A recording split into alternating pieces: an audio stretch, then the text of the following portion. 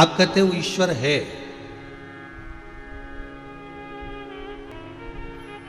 तो कहां है? और जिस समय हम जप करने के लिए बैठते हैं, जिस समय हम भगवान का भजन करने के लिए बैठते हैं, हम माला लेकर बैठते हैं, हम तप करने बैठते हैं, हम नेत्र बंद कर कर बैठते हैं, तब ईश्वर क्यों नहीं आता? ईश्वर है हर पत्ते में, हर डाली में, हर जीव में, हर जलचर में, थलचर में, वायुचर में, हर जगह पर विराजमान। पर वो सामने दिखता नहीं है। अगर दिख जाएगा तो वो सुख जीवन का मिल नहीं पाएगा जो परमात्मा को खोजने में। ट्रेन में बैठने में तो ट्रेन आई और तुम तुरंत चढ़ के बैठ गए, ये एक बात की बात है, पर ट्रेन का इंतजार करना और उसके लिए बाट जोना, थोड़ी देर खड़े तो रहो, इंतजार तो करो कि ट्रेन आएगी और फिर हम बैठेंगे, और तैयारी में बार बार प्लेटफॉर्म पर जाना, बार बार आगे बढ़कर देखना। एक ट्रेन आती हुई दिखी तो कहा यही आ रही है, फिर लगा कि ये तो मालगाड़ी थी, फिर निकल गई, फिर दूसरी ट्रेन, फिर घंटी बजी, फिर अनाउंस हुआ कि अब आने वाली है, और उत्सुकता बढ़ गई और उमंग बढ़ गई। फिर बैग भी तैयार कर लिया गया, फिर झोला बैग सब तैयार कर कर कि बस आने वाली है, अब अनाउंस हो गया। फिर बोर्ड पर लिखा हुआ भी आ गया, फिर बोगी का नंबर भी लिखा हुआ आ गया कि यहाँ पर ये B1 लगेगा कि A1 लगेगा कि HA1 लगेगा कि S1 लगेगा, S2 लगेगा कि जो सामान्य बोगी लगेगा, रसोई घर लगेगा, ये सब सामने एकदम लिखा हुआ भी आ गया। पर ये कब आएगा? जब ट्रेन आ रही होगी। उससे पहले तो केवल लिखा हुआ आएगा कि इतनी बजे से इतनी बजे तुम्हारी ट्रेन पहुंच जाएगी, निश्चित समय पर आएगी, निर्धारित समय पर आएगी। और उस बीच में भी कहीं कोहरा पड़ गया, पानी गिर गया, तो समय से लेट भी हो सकती है। बस उसी तरह ट्रेन आपको दिख नहीं रही है, ट्रेन आपको नजर नहीं आ रही है, ट्रेन आपके सामने नहीं है, पर बार बार कहा जाता है कि आ रही है, समय पर है। फिर कहीं कोहरा पड़ गया, कहीं पानी पड़ गया, तो समय से लेट, फिर भी आप इंतजार कर रहे, लेट हो गई ना, आएगी तो सही, आधा घंटा लेट चल रही है। फिर उसने बच्चों से कहा जरा देखो और कितनी लेट हो गई, तो कि 20 मिनट लेट चल रही है, फिर आधा घंटा लेट, बैठे रहो, कोई दिक्कत नहीं। और धीरे धीरे धीरे धीरे धीरे धीरे जब निश्चित समय पर समय आता जाता है, उत्सुकता बढ़ती जाती है, उमंग और बढ़ जाती है, और उस ट्रेन से बैठने की उमंगता, उत्सुकता और बढ़ जाती है। और फिर जैसे ही बस मालूम पड़ता है कि 5 मिनट में पहुंचने वाली है, बस अगले प्लेटफॉर्म पर खड़ी है, और उमंग बढ़ गई। फिर धीरे से सूचना मिल गई कि आ रही है, फिर लिखा हुआ आ गया कि इस जगह पर ये डब्बा आएगा, और उमंग बढ़ गई। फिर सामान लेकर खड़े भी हो गए क्योंकि आ रही है। और फिर जब ट्रेन सामने आई तो उस पर चढ़ने का आनंद कुछ और, कि झट से तुम चढ़ भी गए, धक्का देकर, पूछ कर, पाट कर अंदर पहुंच भी गए। बस यही परमात्मा से मिलन की एक ललकता बिना देखे। मिलेगा जरूर, सामने नहीं आता।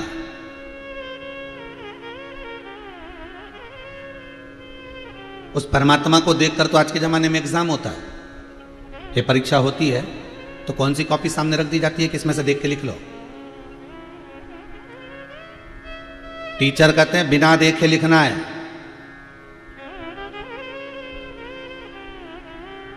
कितना है तो कि हमने तो याद तो करो, याद कर कर रखोगे तभी बिना देखे लिखा जा सकता है। और जब बिना देखे लिखोगे तभी रिजल्ट हाथ में आएगा और पास का रिजल्ट आएगा। और देख के लिख दिया तो जो टीचर है वो भी कॉपी पर लिख देगा, चीटर है तो इसने बस केवल लिख लिया नकल कर कर।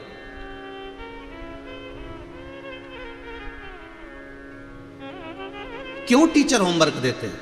क्यों टीचर कहते हैं कि घर जाकर याद करो? क्योंकि याद करोगे, याद कर लोगे तो बिना देखे लिख लोगे, और बिना देखे लिख लिया तो रिजल्ट में तुम पास हो गए, फिर तुम्हारा अगला क्लास में तुम पहुंच गए। उसी तरह यह शास्त्र कहता है कि याद कर लोगे, भले नहीं दिख रहा, याद कर लोगे बिना देखे, वो सामने है ही नहीं, रिजल्ट अच्छा आएगा, लिखते बन जाएगा, और वो परमात्मा तुम्हारे सामने होगा।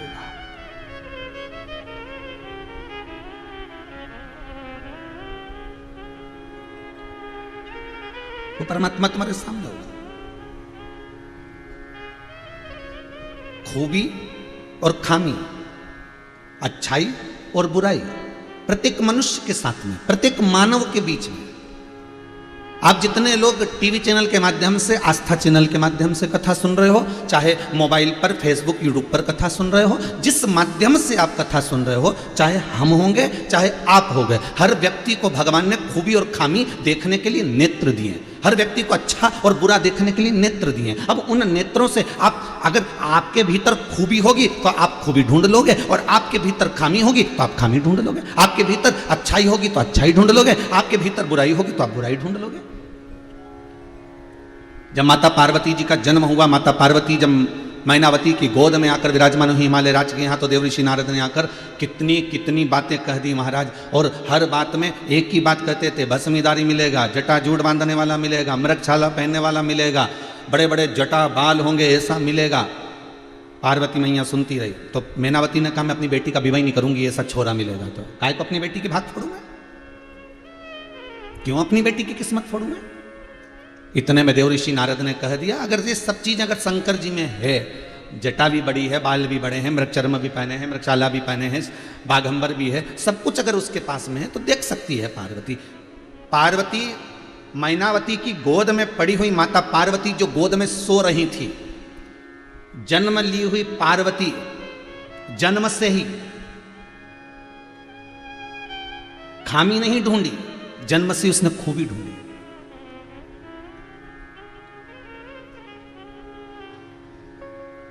दुर्योधन से कहा गया कि संसार का एक अच्छा व्यक्ति ढूंढ कर लेकर आओ, और युधिष्ठिर से कहा पूरी सृष्टि में से एक बुरा व्यक्ति ढूंढ कर लेकर आओ। युधिष्ठिर को बुरा नहीं मिला, दुर्योधन को अच्छा नहीं मिला, क्योंकि इसकी दृष्टि में कभी अच्छा था ही नहीं, कभी अच्छा था ही नहीं। दुनिया की सबसे जिद्दी औलाद थी तो वो दुर्योधन ही थी।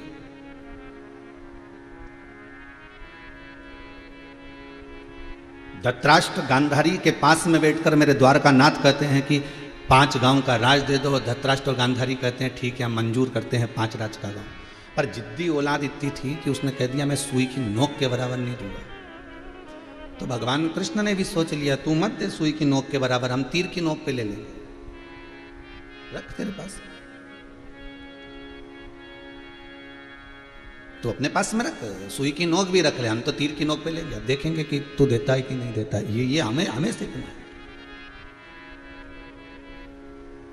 रख लो। इतनी जिद्दी औलाद नहीं होना, भगवान से कहना हो औलाद हो, पर इतनी जिद्दी नहीं होना चाहिए कि माता पिता का भी कहना नहीं माने, जिन माँ बाप ने जन्म दिया उनके भी नहीं सुने। इतना जिदपन किस काम का?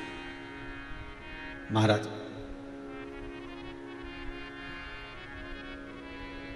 जिसने प्रश्न किया है उससे निवेदन है कि ईश्वर सामने नहीं होता, पर आप जैसे टीचर कहता है कि बिना देखे लिखो, लिखोगे बिना देखे तो फिर पास होगे, अगली क्लास में जाओगे। उसी तरह भगवान कहता है कि मैं सामने नहीं हूं, बिना देखे मुझे याद करो, जपो मेरा नाम, बिना देखे मेरा भजन करो। मैं भले सामने नहीं हूं, पर रिजल्ट तो मैं ही दूंगा, पास में ही करूंगा। कितना सुंदर लिखा है किसी ने कि जो जपता है, जो भजता है वो भी रोता है, जो जपता नहीं, जो भजता नहीं वो भी रोता है। जो भजन नहीं कर रहा वो भी रो रहा है, जो जप नहीं कर रहा वो भी रो रहा है, और जो जप कर रहा है, जो भजन कर रहा है वो भी रो रहा है। तो किसी ने पूछा ये दोनों क्यों रो रहे हैं? एक भजन करने वाला भी रो रहा है, जप करने वाला भी रो रहा है, साधना करने वाला भी रो रहा है, मंत्र जपने वाला भी रो रहा है, और एक मंत्र नहीं जपने वाला, साधना नहीं करने वाला, भजन नहीं करने वाला भी रो रहा है। इन दोनों के रोने का कारण क्या है? तो शिव महापुराण की कथा कहती है, विद्येश्वर संहिता कहती है कि दोनों के रोने में अंतर है। तब साधना करने वाला, भजन करने वाला इसलिए रो रहा है कि मेरी इतनी उम्र गवा दी मैंने और अब तप करने बैठा हूं, अगर और भजन कर लेता और तप कर लेता, इतना समय मैंने क्यों गवा दिया, ये और पकड़ लेता तो शायद मेरी जिंदगी संवर जाती और वो महाकाल, वो शंकर मुझे दर्शन देकर चले जाता, इसलिए रो रहा है। तप साधना करने वाला इसलिए रो रहा है कि मेरा समय मैंने बर्बाद क्यों कर दिया, मैंने बाकी का समय क्यों गवा दिया।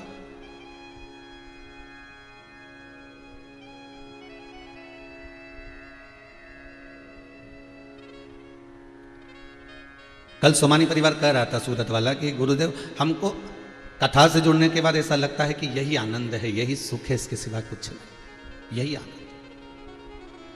और जब जागे जब सवेरा है। तप करने वाला इसलिए रो रहा है, साधना करने वाला इसलिए रो रहा है, भजन करने वाला इसलिए रो रहा है कि मैंने देरी क्यों कर दी, क्यों मैं अभी इतना लेट हो गया, मैं क्यों।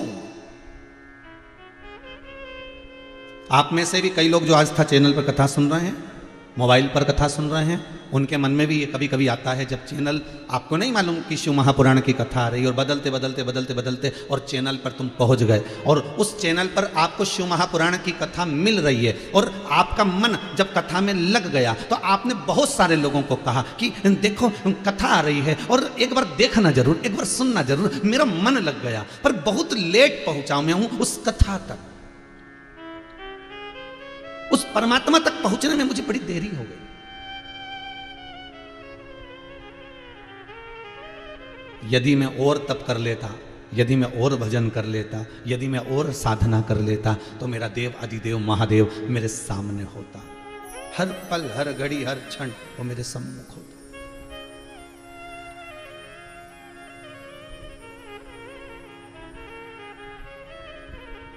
वो मेरे सामने खड़ा होता और जब मेरे सम्मुख में होता तो मैं उसकी गोदी में बैठा हुआ होता। ध्रुव जी महाराज बिना देखे भजन करे भगवान मिले, प्रहलाद जी महाराज ने भगवान को देखा नहीं था, बिना देखे भजन करा भगवान मिले, मीराबाई ने बिना देखे भगवान का भजन करा गिरधर गोपारा मिला, रामकृष्ण परमहंस जी ने बिना देखे जगदम्बा की आराधना करी, माँ जगतजननी का दर्शन हुआ, रामकृष्ण परमहंस जगतजननी का स्मरण कर लिए, संत तुकाराम जी ने बिना देखे भगवान का भजन करा, हरि विठ्ठल पांडुरंगा मिल गया, नामदेव जी महाराज ने बिना देखे भगवती स्मरण करा तो मेरा पांडुरंगा हरि विठ्ठल मिल गया।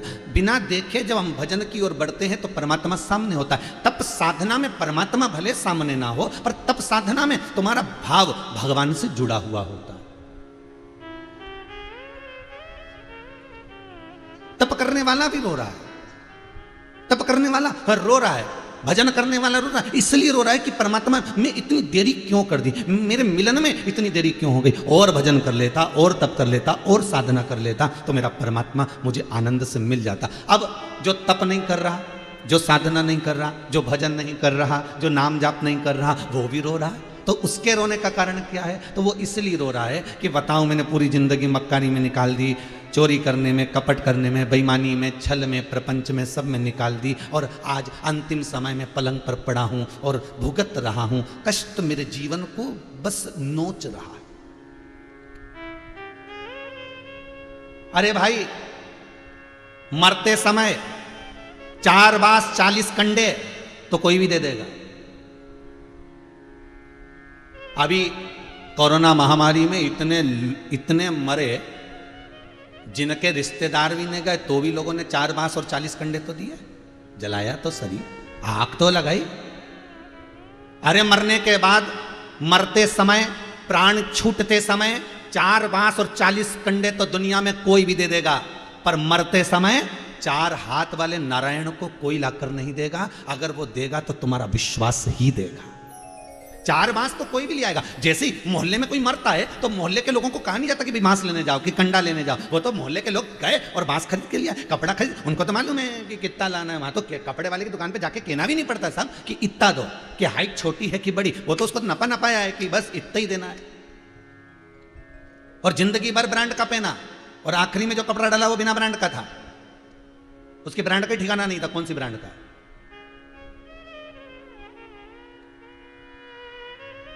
मोहल्ले के लोगों को कहा नहीं जाता कि तुम बांस खरीद के लाओ, कि तुम कंडे खरीद कर लाओ, कि तुम ये वस्त्र खरीद, कहना नहीं पड़ता। ये 4 बांस 40 कंडे तो मरते ही तुमको कोई ना कोई दे देगा, पर मरते समय पर 4 हाथ वाला नारायण तुमको कोई नहीं देगा, उसको तो तुम्हें लाना पड़ेगा। अंतिम समय में उसको तुम्हें खड़ा करना है। तुम जो दान कर रहे हो, तुम जो पुण्य कर रहे हो, तुम जो सत्कर्म कर रहे हो, जो तुम भजन कर रहे हो, जो तुम बैसाख महीने में जल का दान, अन्न का दान आदि जो तुम दान करने में लगे हो, जो तुम शंकर के अनुमोदन में लगे हो, जो तुम शिव महापुराण की कथा का रसतत्व ग्रहण करने में लगे हो, जो तुम शंकर की कथा को सुनने में लगे हो, ये मरते समय पर ये 4 हाथ वाला नारायण तुम्हारे सामने खड़ा होगा। कहते हैं जब शंकर के भगत के प्राण छूटते हैं उस समय पर 33 कोटि देवता ये देखने के लिए खड़े होते हैं कि मेरा कैलाश अधिपति शंभु उस जीवात्मा को नंदी पर बिठाकर खुद पैदल कैलाश पर जाता है। प्रतिदिन मेरा शंकर नंदी पर पार्वती को बिठाकर खुद घूमने जाता है। पर जब शंकर का भगत, मेरे कालों का काल महाकाल का भक्त, जब काशी विश्वनाथ शंभु का भक्त, जब ओंकारेश्वर सोमेश्वर केदारेश्वर का भक्त अपने प्राणों को जब त्यागता है तो 33 कोटि देवता, जैसे मोहल्ले में कोई मर जाए तो मोहल्ले के लोग खिड़की में से झांक कर देखते हैं, उसी तरह 33 कोटि देवता ये देखते हैं कि शंकर का भगत जा रहा है और मेरा विश्वनाथ नंदी पे से नीचे कूदकर नंदी को पकड़कर उसके रस्सी को खुद पकड़कर और वो जीव आत्मा को नंदी पर बिठाकर लेकर जाता है। वो शंभु है, वो त्रिकालदर्शी, वो कैलाशी है। फिर निवेदन करूंगा 4 बांस 40 कंडे तो कोई भी तुमको दे देगा, पर 4 हाथ वाले नारायण को अगर बुलाना है तो शंकर की कथा में डूबना पड़ेगा, शंकर की कथा में जाना पड़ेगा, शंकर का स्मरण करना पड़ेगा। तब तुम्हारी भक्ति, तुम्हारी दृढ़ता, तुम्हारा विश्वास और तुम्हारे भीतर जब परमात्मा बैठ जाएगा तो अंतिम समय में कोई आए ना आए पर वो 4 हाथ वाला जरूर आ जाएगा। आए ना आए प्रभु कुटुम कबीला, अंत समय प्रभु आना पड़ेगा, वादा किया तो निभाना पड़ेगा। लोग बांस की तैयारी करेंगे, दुनिया के लोग कंडे की तैयारी करेंगे, कपड़ा लाने की तैयारी करेंगे, कहीं कुछ सामान लाने की तैयारी करेंगे। दुनिया के लोग तुम्हारे मरते समय पर सारी व्यवस्थाओं में जुट जाएंगे। उस समय पर तुम कुछ नहीं कर पाओगे। करेगा कौन? जो तुमने भजन करा, जो तुमने दान करा, जो तुमने पुण्य करा, जो तुमने सत्कर्म करा। मरते समय पर 2 लोग बहुत काम करते हैं। एक मोहल्ले के लोग लकड़ी तैयार करना, कंडा तैयार करना, अर्थी तैयार करना, सामान तैयार करना, और एक ये जीवात्मा जो तुमने दान करा, पुण्य करा, सत्कर्म करा, ये 2 लोग बहुत तैयारी करते हैं। एक मोहल्ले के लोग, एक ये आत्मा। आत्मा भी तैयारी करती है। क्या तैयारी करती है? इसने बहुत दान दिया, इसने बहुत पुण्य करा, इसने भजन करा, इसने शिव महापुराण की कथा सुनी, एक नहीं ना जाने कितनी सुनी, भले टीवी के सामने सुनी, भले मोबाइल पर सुनी, जितना समय मिलता था उतनी सुनी, पर कथा तो सुनी। तब ये आत्मा उस नारायण से कहती है कि सामने आ जाओ, इसके प्राण छूट रहे हैं। वो 4 बांस की तैयारी करें और ये आत्मा 4 भुजा नाथ को लाकर खड़ा कर देती है। ये आत्मा 4 हाथ वाले उस नारायण को लाकर खड़ा कर देती है कि इसकी अब प्राण जा रहे हैं और तुम्हें यहां खड़ा होना है।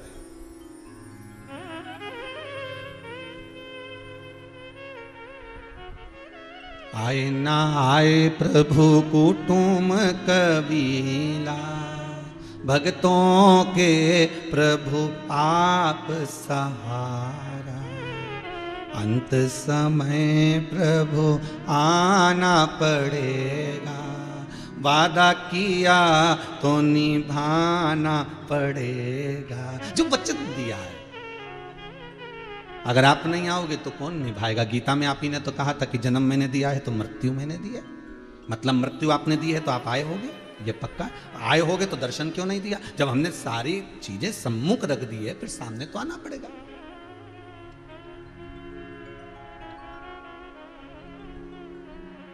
पहुंचना तो सम्मुख पड़ेगा।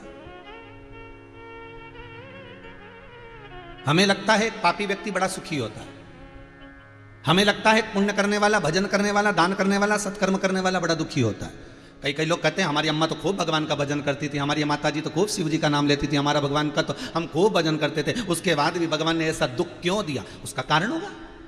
एक झोली में फूल भरे हैं, एक झोली में कांटे, तेरे बस में कुछ भी नहीं, वो बांटने वाला बांटे। कोई कारण हो सकता है? सांप भी डस ले तो मिल जाए किसी को जीवन दान, और एक चींटी के कांटे से मिट जाए नाम और निशान। कोई कारण हो सकता है?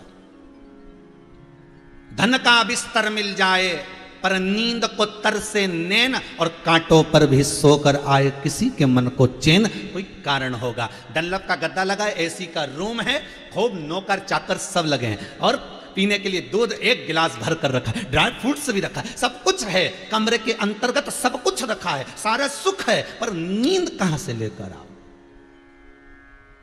सुख वस्तु का बहुत है पर नींद कहां से लाओगे? और एक व्यक्ति जिसके पास कुछ भी नहीं है, दिन भर ठेला ढकाता है, दिन भर मजदूरी करता है और ओटले पर पत्थर पर भी सोता है, बिना पलंग के, बिना गादी के। उसके बाद भी ऐसी नींद लग जाती है कि वो अलमस्त है। वो करोड़पति से ज्यादा सुखी है क्योंकि नींद उसको आ रही है और चैन की आ रही है। वो कहां से लेकर आ,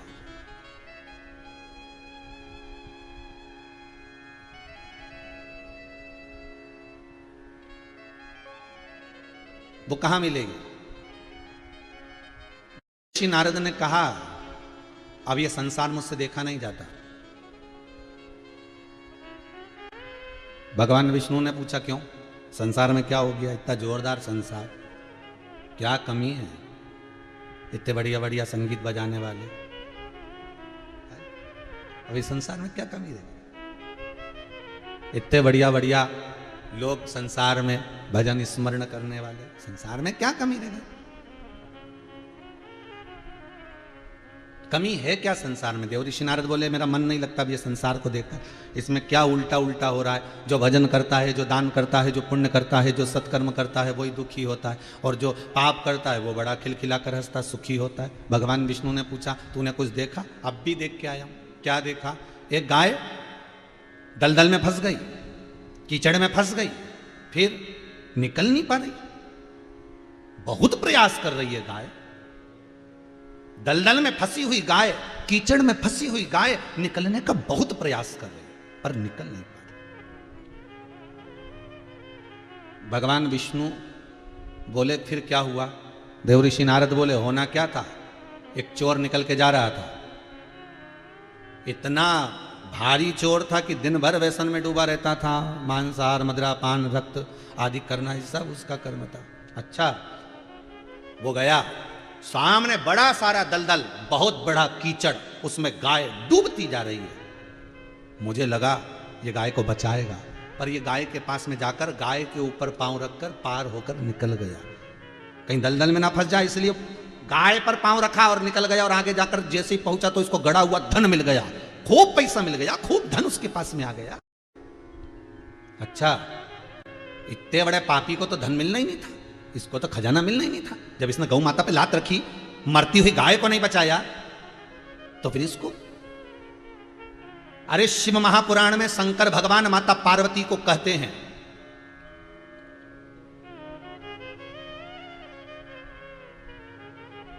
बहुला गाय की जब कथा आती है, उस बहुला गाय की कथा के समय पर शंकर पार्वती से कहते हैं कि मरती हुई गाय को, कसाई के हाथ से कट रही गाय को अगर कोई व्यक्ति बचाकर लेकर आ जाता है तो शिव कहते हैं पार्वती समझ लेना वो शंकर ही उसमें समाया हुआ है। शंकर कहीं दूसरा नहीं, जो मरती गाय को बचा कर लिया है वो शंकर ही है, मेरा ही एक स्वरूप है,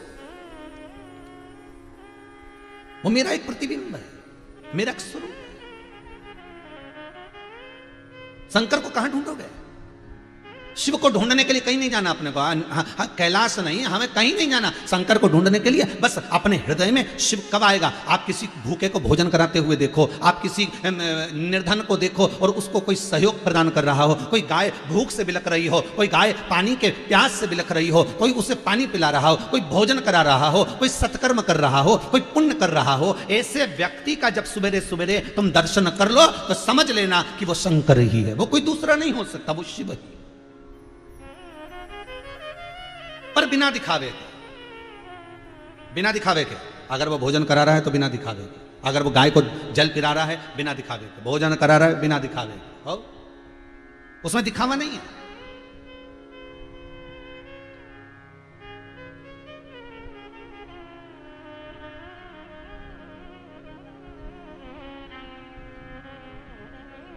कई अखबारों में देखने को मिलता है एक केला हॉस्पिटल में देते हैं और 25 लोग खड़े होके फोटो खिंचवाते, केला एक, सब ऐसे खड़े और बेचारा मरीज ऐसा ले रहा है कि उसकी जिंदगी में उसने कभी केला ही नहीं खाया, एक केला, और 25 लोग बाजू में खड़े हैं। 25।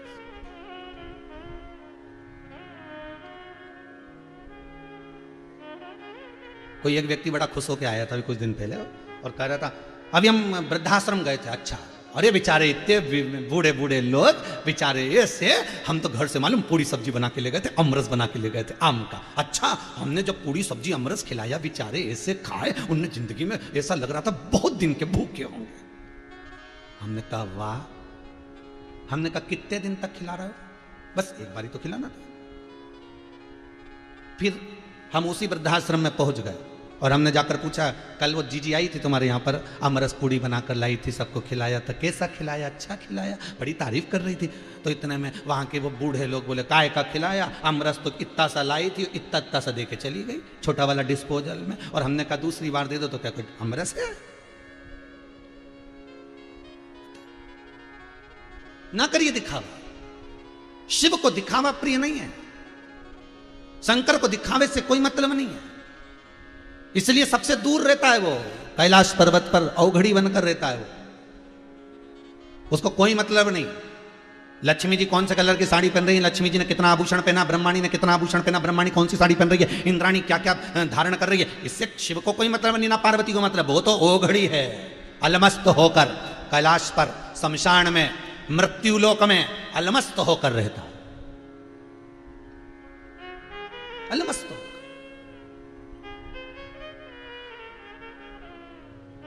किसी ने पार्वती जी से पूछा, पृथ्वी पर तुम्हारी पूजन होती है और तुम 9 दिन तक नवरात्र में जब तुम्हारी आराधना होती है, तुम्हें लोग सजाते हैं, मूर्ति बिठाते हैं, कितना सुंदर सुंदर श्रृंगार करते हैं, ऐसा रोज क्यों नहीं करते? पार्वती जी बोली, मैं मृत्युलोक में रहती हूँ। लक्ष्मी जी तुम सजी धजी रोज रहती हो, वैकुंठ में लक्ष्मी का कभी भी दर्शन करना, हमेशा सजी धजी मिलेगी, मुकुट मुकुट पहना हुआ, बढ़िया अगड़ी तगड़ी सब बांधा हुआ ना, माला माला सब। और पार्वती जी कहती है मैं मृत्यु लोक में रहती हूँ, और मृत्यु लोक में रहने वाली एक एक माताओं से तो पूछो, जब वो कहीं पार्टी में जाती है तभी अच्छी साड़ी पहनती है, जब वो शादी में जाती है तभी अच्छे श्रृंगार करती है, जब घर में रहती है तो जानते हो आप सभी जितने लोग सुन रहे हो वो तो सब जानते हो, घर में रहती है तो घर के हिसाब से रहे। तो पार्वती जी बोलती हैं कि मैं जब तक मृत्यु लोक में रहती हूँ, घर परिवार में, नातों में, रिश्तों में रहती हूँ, अपने हिसाब से रहती हूँ। पर नवरात्रि में पार्वती जी कहती है मैं भी थोड़ा श्रृंगार कर लेती हूँ, लोग मेरे को भाव से श्रृंगारित कर देते।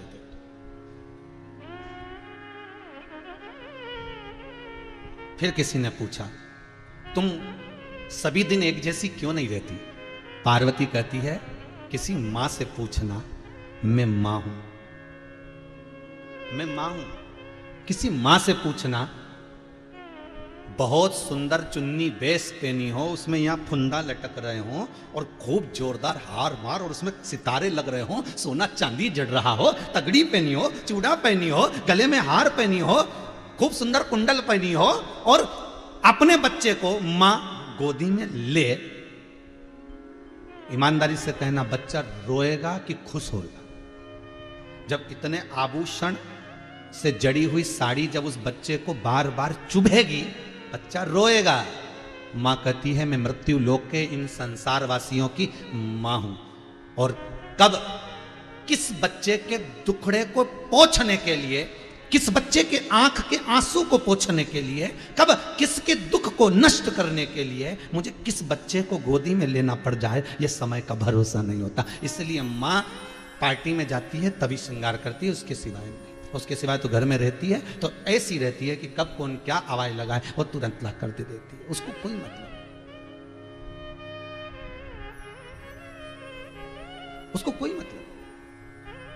पाप, नारद जी बोले वो पापी देखो उसको सोने की मोहरें मिल गई, मिलना चाहिए क्या उसको?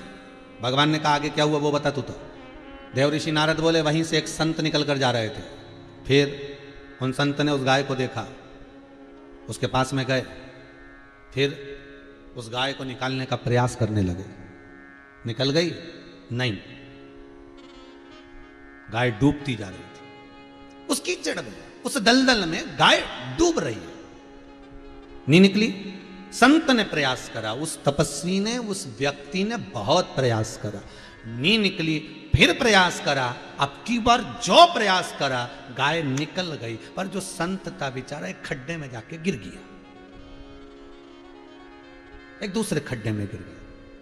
अब बस इतना ही मुझे पूछना है कि अब ये बताओ वो पापी गाय पर लात रख कर गया और उसको खजाना मिल गया, और वो संत ने, उस साधु ने, उस व्यक्ति ने गाय को निकाला, तो फिर उसे खड्डे में गिरना था क्या? उसे कष्ट होना था क्या? उसे चोट क्यों लगी? उसको कष्ट क्यों हुआ? उसको तो होना ही नहीं चाहिए, क्योंकि उसने मरती हुई गाय को निकाल दिया है उस दलदल में से, उस कीचड़ में से। भगवान बोले नारद तू जानता नहीं है, यही संसार, यही संसार। वो जो पापी है, चोर, उसको धन क्यों मिला? कि वो धन के लोभ में, धन के ही अंदर, उस धन की आसक्ति में वैश्याओं का संग करेगा, मदिरा पान करेगा, मांसाहार करेगा, व्यसनों में डूबता जाएगा, और जब मरेगा तो इतना भोगेगा कि उसको अंदाजा भी नहीं होगा। संत गाय को निकालते समय खड्डे में गिर गया, उसको लग गया। अरे नारद, उस संत का आखिरी समय चल रहा था, उसके मरने का समय था। मरते समय, मरने से पहले बस यम के दूत उसको उठाने के लिए जा रहे थे, उससे पहले उसने एक अच्छा काम कर दिया, गाय को निकाल दिया। निकाल दिया तो जो मरने वाला था बस उससे बच गया। और मृत्यु अपने काम तो करती है, मौत तो घेरने के लिए आएगी, पर उस समय पर वो जाकर खड्डे में गिर गया। गिर गया तो थोड़ी सी चोट लग गई, तो वो ज्यादा जो होने वाला था वो थोड़े में निकल गया।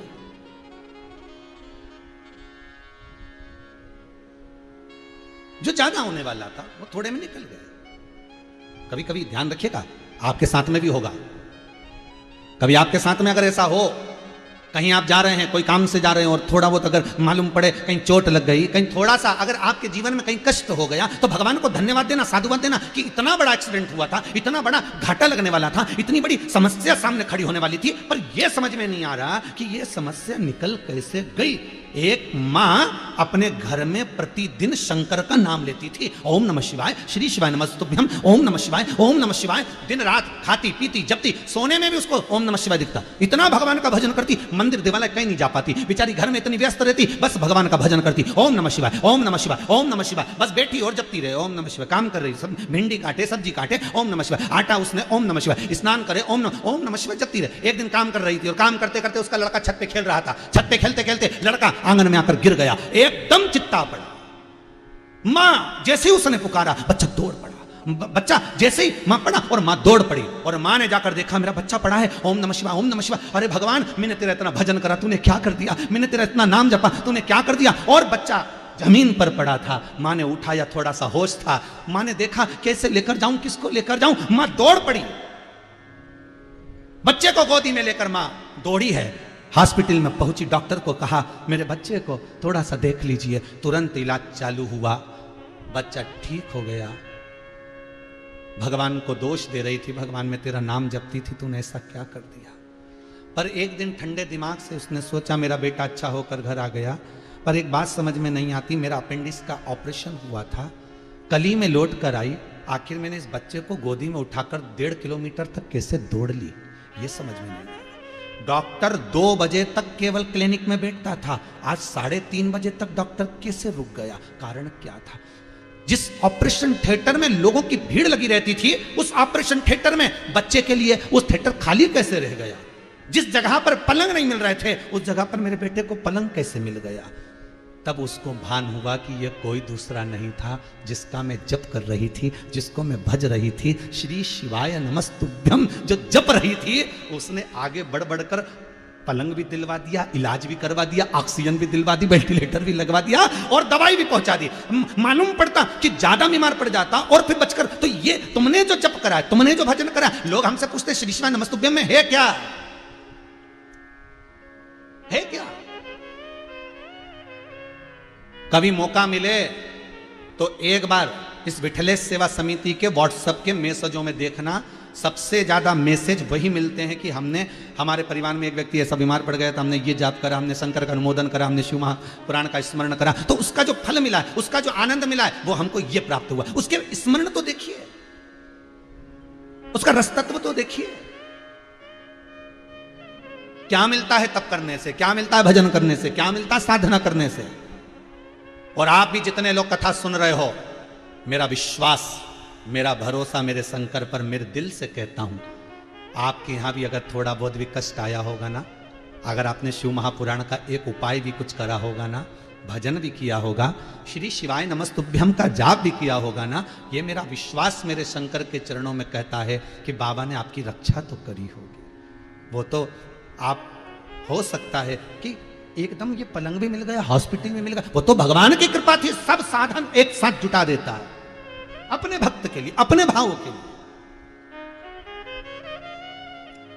आप उसके लिए थोड़ा सा करते हो साहब, वो आपके लिए ढेर कर देता है, ढेर। आप तो थोड़ा सा करे हो, पर उस परमात्मा ने आपके लिए ढेर। ये शिव महापुराण की कथा सोमानी जी हो रही है, पर पूरे भारत की भूमि ही नहीं, विदेशों तक में लोगों ने अखबारों में छपवा दिया कि कथा 2 बजे से 5 बजे तक आस्था चैनल पर इतनी बजे आती है। और इतनी अखबारों की न्यूज़ें आई हैं। मैं चाहूंगा समीर जी के पास वो न्यूज़ें रखी हुई हैं तो चैनल पर दिखाई जाए, आस्था चैनल वाले दिखाएं कि यूएसए में भी हिंदी अखबार में छाप कर दिया कि कथा 2 बजे से 5 बजे तक आस्था चैनल का जो या वहां का जो समय होगा उसका स्मरण कराया उन्होंने उस यूएसए के अखबार में, हिंदी अखबार में।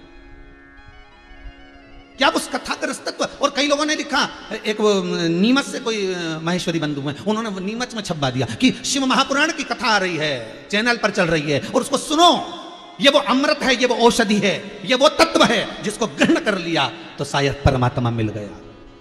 परतवाड़ा में किसी ने छपवा दिया, महाराष्ट्र में, कि जिसकी जिससे परिचय होगा। ऐसा तो है नहीं कि कहीं पत्रकार बंधुओं से किसी का कह दिया है फोन लगाकर, भैया एक न्यूज छाप दो, लोग सुन लेंगे तो अच्छा है। ये कथा है, ये आनंद है। और आप भी जो तेज आवाज में कथा चला रहे हो, पूरे वायुमंडल का संचार शुद्ध कर रहे हो, जगह जगह फोन कर कर कहते हो, जगह जगह सूचना देते हो, एक एक व्हाट्सएप पर आप अपनी इस लिंक को भेज रहे हो कि शिव महापुराण की कथा सुनो, ये अमृत तत्व है, ये वो तत्व है जो शंकर ने शायद इस कोरोना महामारी में कहीं कृपा कर कर बरसा दिया है। शिव ने बरसाया है, शंकर ने दिया है। इसको सुन लो, ये कोरोना महामारी का भय समाप्त हो जाएगा। ये जितने लोग कथा सुन रहे हो, दिल से कहना 7 दिन पहले के निकल गए और ये तीसरा दिन आज कथा का। इतने दिन पहले तुम जो कोरोना में डूबे हुए थे, जरा जरा सा टेंशन ले रहे थे, बार बार मोबाइल में देख रहे थे, बार बार चैनल पर देख रहे थे, बार बार ये कोरोना बीमारी इतनी फैल रही, इतनी फैल रही। जब से तुम कथा में लगे हो, तुम्हें कोई सूचना नहीं मिल रही कि कोरोना महामारी इतना उपद्रव मचा रही है उतनी, पर तुम्हारा चित्त शंकर को तुमने दे दिया, तुम्हारा दिल तुमने शिव को दे दिया, तुम्हारा मन तुमने शंकर को समर्पित कर दिया, शिव को दे दिया। तुम थोड़ा सा देते हो शंकर को, शंकर ढेरों में दे देता है। भगवान नारायण कह रहे हैं, नारद जी आप घबराओ मत, आपकी चित्तवृत्ति में ये जो आया हुआ है ना कि भजन करने वाला दुखी होता है, दान करने वाला दुखी होता है, तब साधना करने वाला दुखी होता है, और जो पाप करता है वो मुस्कुराता है, हंसता है, खिलखिलाता है। नहीं नारद, भगवान विष्णु कह रहे हैं दोनों का अपना क्रम है। पुण्य करने वाले का पुण्य एक ना एक दिन उसके सामने आकर खड़ा हो ही जाता है, चाहे कितना भी। जो बीज बोओगे वो फल तो देगा ही, जैसा बीज बोओगे वैसा ही वृक्ष लगेगा, वैसा ही वृक्ष लगेगा।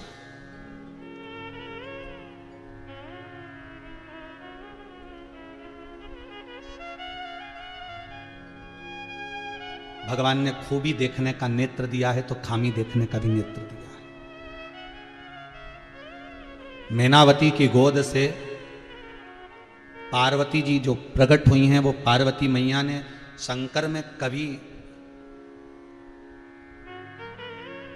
खामी नहीं देखी, कभी भी देखी तो खूबी ही देखी, क्योंकि पार्वती के नयन ऐसे थे, मां जगत जननी थी ऐसे।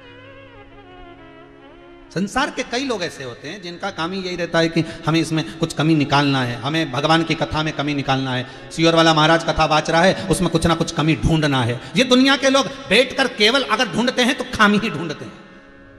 नेत्र कैसे होंगे ये पता चलता है। आप पूरी कथा सुनो और आपके नेत्र कैसे ही आपको मालूम पड़ जाएगा। कई लोग ऐसे होंगे जो दिन भर खूबी ढूंढेंगे, वाह वाह क्या कथा हुई, क्या आनंद आया, सोमानी जी को धन्यवाद है जिन्होंने इतनी सुंदर कथा करवाई, आस्था चैनल को धन्यवाद है जिन्होंने इतनी सुंदर कथा का प्रसारण करवाया, आज पूरा विश्व इस कथा को सुन रहा। तो कई तो खूबी ढूंढेंगे और कई उसमें खामी ढूंढेंगे, कई उसमें खामी ढूंढेंगे। ऐसा क्यों कर दिया, कथा के बीच में मोदी जी का नाम क्यों ले दिया, क्यों करा, ऐसा हो गया, ये कथा कहाँ से लेके आए, ये कथा कौन से उसमें से आई। अरे भैया ये पुराणों के अलावा कोई कथा मिलेगी क्या? एक एक पुराण को निकालो। हम भी फ्री रहते हैं तो अंदर बैठकर कथा पुराण पढ़ते रहते हैं, आप भी पढ़ो कि कौन सी पुराण से किस जगह से निकालकर महाराज बोल रहा है, उसको निकालो, पढ़ो, स्मरण करो।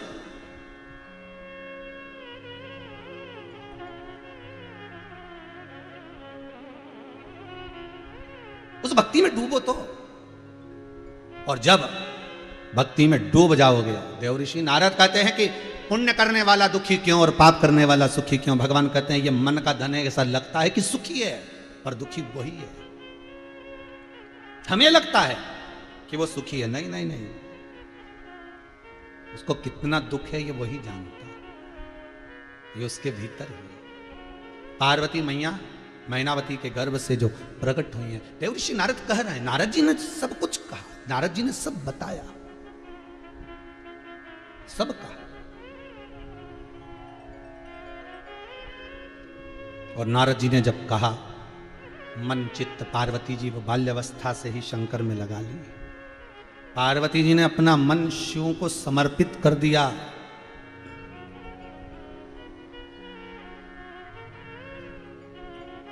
बहुत सारी खूबी देखी जाती है तभी दिल दिया जाता है। भगवान के प्रति अगर समर्पित हुए हो तो खूबी देखकर ही हुए हो, खूबी देखकर। कितना सुंदर, देखो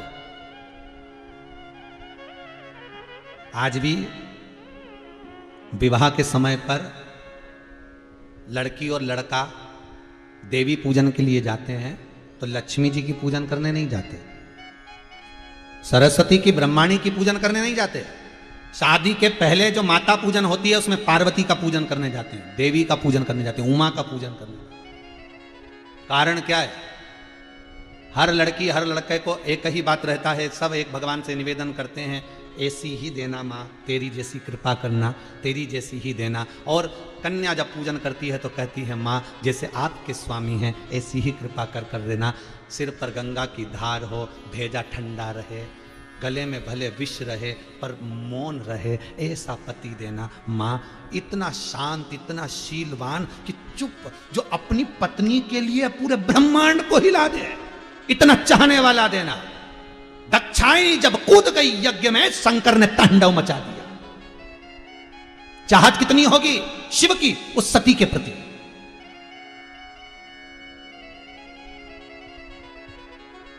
कोई नारी ये नहीं कहती भगवान के सामने जाकर कि मुझे राम जैसा, मुझे कृष्ण जैसा, मुझे ब्रह्मा जैसा, मुझे इंद्र जैसा, नहीं, मां शिव जैसा पति देना, शंकर जैसा, हे जगत जननी भोलेनाथ जैसा। इसलिए तो छठ का व्रत होता है, इसलिए तो तीज का व्रत होता है, इसलिए चतुर्थी का व्रत होता है, इसलिए पंचमी, ये जितनी भी देवी के व्रत होते हैं तो माताएं जो व्रत करती है, तीज का, चतुर्थी का, छठ का, पंच जो व्रत करती हो, ये सारे देवी पार्वती के तो व्रत हैं। क्यों? क्योंकि इनके जैसा पति देना।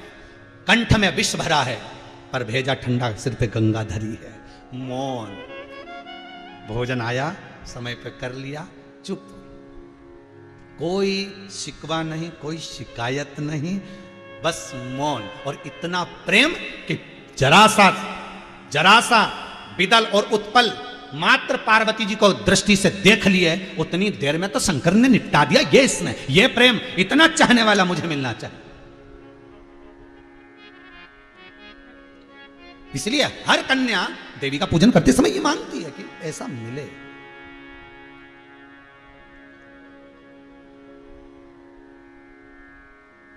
कितना मौन। और परिवार भी कितना बड़ा था शंकर जी का। शंकर जी की बहन छिप्रिया, भाभी भोजन बना के जाती थी और छिप्रिया ले जाके नंदी को खिला देती थी। जरा देखिए ननद कितनी भारी थी शंकर जी की बहन। कई माताएं कहती हैं, भाभी उन कहती हैं, बहुएं कहती हैं, हमारी नंदों के कारण हम बड़े परेशान। ये हमारी जीजियां आती है ना, जब आती है जब आग लगा के जाती है। अरे वो जीजी तो सही थी, शंकर जी की जीजी देख ले। पहले पार्वती जी की ननद को देखो तो सही।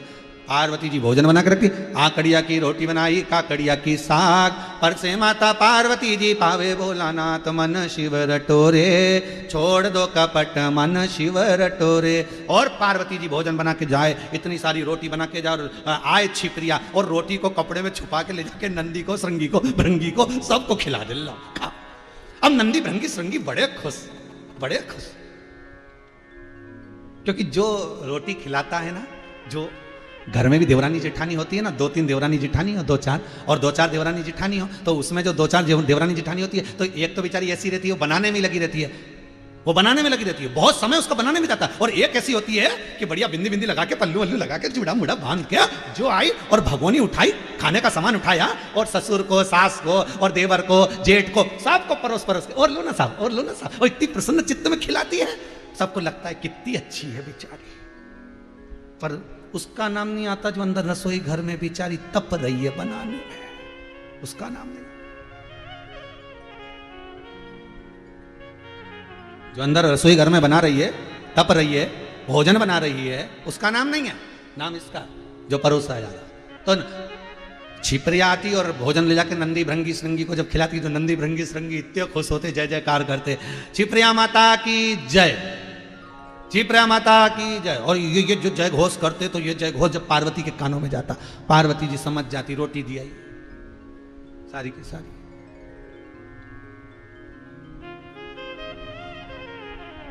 शंकर भगवान ने डमरू बजाया, पार्वती जी आकर बोली जी स्वामी, जी प्रभु। ये पुराना समय देखिए, पत्नी पति का नाम नहीं लेती थी कभी भी।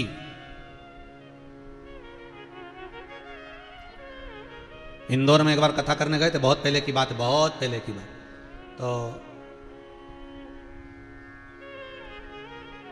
उसमें हम आरती गाए, जय जगदीश हरे। एक अम्मा बाजू में खड़ी होकर बोली जय कल्लू के पिताजी हरे। तब हम बार बार जगदीश हरे बोले, वो कल्लू के पिताजी हरे बोले। तो आरती पूरी होने के बाद जब बेलपत्री दी, प्रसाद दिया, तो पूछा हम जगदीश हरे बोल रहे हैं और तुम कल्लू पिताजी हरे बोल रही हो, ऐसा क्यों? गुरुजी उनका नाम है ना तो हम लेते नहीं। हमने कहा बहुत, कितनी कितनी मर्यादा होता है। एक बार एक नगर पालिका नगर निगम वाले सर्वे करने आए, 4-5 लोग सर्वे करने निकले, जगह जगह पे सर्वे कर रहे थे। वो बनाते ना वोटिंग कार्ड का सर्वे, तो सर्वे करा, हर कभी सर्वे करने आए थे वो। तो जब उनको परमिशन मिली जब सर्वे, तो सर्वे करने आए, यहाँ भी पहुंच गए। एक जगह गए तो आवाज लगाया तो पत्नी निकल कर बाहर आई, क्या नाम है तुम्हारा? गीता बाई। अच्छा। बच्चों का नाम? राम किशन हरि किशन। अच्छा। पति का नाम? और जैसे ही बोले पति का नाम, तुम लोग चुप। तो सर्वे वालों ने पूछा तुम्हारे पति का नाम क्या है, बोलो ना। तो कि हम हमारे पति का नाम लें? हम नहीं लेते हमारे पति का नाम। तो तुम्हारे पति का नाम लेने के लिए हम अलग से आएंगे सर्वे करने? जल्दी बोलो पति का नाम क्या? हम नहीं लेते। घर में कोई बच्चा है, सब स्कूल गए, पति कहाँ गया? काम पर गया। तो पति का नाम बोलो। हम नहीं ले सकते पति का नाम, हम नहीं लेते, उनकी उम्र घटती है, सिर पे पल्लू वल्लू लेके। और बोले तो इतने में पत्नी बोली हम तुमको कुछ ऐसा आइडिया से बताएंगे, तुम समझ जाओगे कि हमारे पति का नाम क्या। हाँ बताओ। तो क्या 3 गंजी और 3 गंजी कितनी हो गई बोल। तो इतने में सर्वे करने वाले बोले 6 गंजी। बस हमारे पति का नाम। अच्छा तुम्हारे पति का नाम छगंजी है? बस छगंजी, बस पति का नाम है। तो 3 गंजी और 3 गंजी तो हो गया छगंजी। सर्वे वाले चल नाम नहीं लेते, पति का नाम मौन कर दिया, पति के नाम को लिया। तो यहाँ माता पार्वती भी भगवान जैसे डमरू खड़काया और डमरू खड़काते से पार्वती जी पहुंच गए और पहुंचते से पूछा बोलो स्वामी क्या बात है? भोलेनाथ जी बोले आज भोजन लेट हो गया, क्या बात है? तो पार्वती जी ने मुख से ये नहीं कहा कि छिपरिया ने ले जाकर नंदी भृंगी श्रृंगी को दे दिया। भोजन कहाँ गया? तो तुरंत पार्वती जी बोली भोजन थोड़ा कम बना था और वो सब नंदी भृंगी श्रृंगी को भूख लगी होगी, तो जीजी ने मांगा होगा जीजी से, तो दीदी ने उनको करा दिया, जल्दी भोजन लाओ। फिर पार्वती जी भोजन बनाकर फिर शिव जी के पास। कभी विचार करिएगा, कभी विचार करिएगा। अगर एकांत में कभी बैठे हो आप, कभी एकांत में अगर आपकी बुद्धि चित्त में अगर आप लग्न लगाकर बैठे हो, तो कभी विचार करना कि सारे देवताओं का समय, ब्रह्मा जी का समय ब्रह्म मुहूर्त में, भगवान विष्णु का समय प्रातः काल में, इंद्र का समय अन्य काल में, सारे देवताओं का समय अलग अलग है। पर शंकर जी का समय ये शाम का समय प्रदोष काल ही क्यों?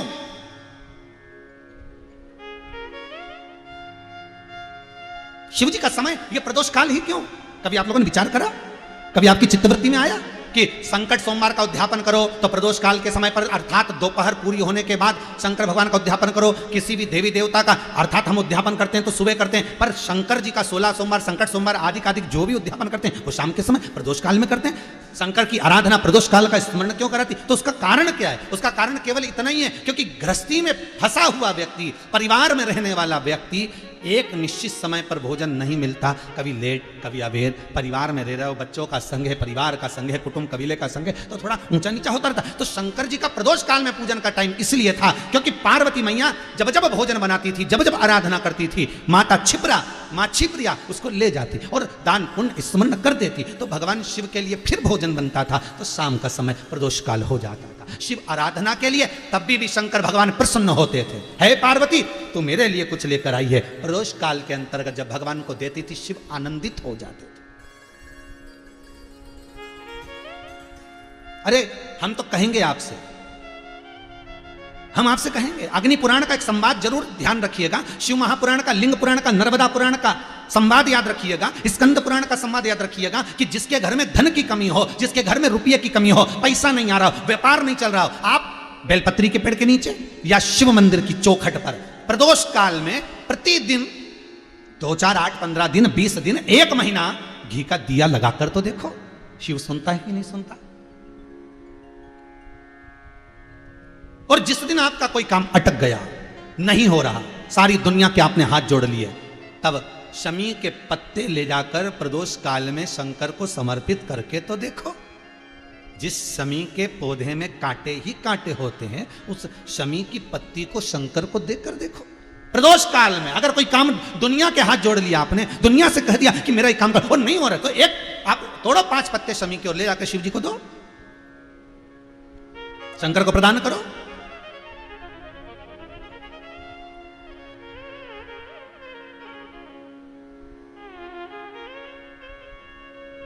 प्रियता है, हमको लगता है। देवऋषि नारद ने दिखाई बहुत सारी बातें, देवऋषि नारद ने कही, पर पार्वती की चित्तवृत्ति में तो वो जो समाया था वही समाया, क्योंकि पार्वती कभी गलत देखती नहीं थी। पार्वती का तो एक ही नियम था, हर एक में खूबी देखना, हर एक में अच्छाई देखना। पार्वती कभी बुरा सोचती नहीं थी, हमेशा पॉजिटिव सोचो, अच्छा सोचो और अच्छा विचार करो, गलत ना सोचो, हर चीज में अच्छी सोचो।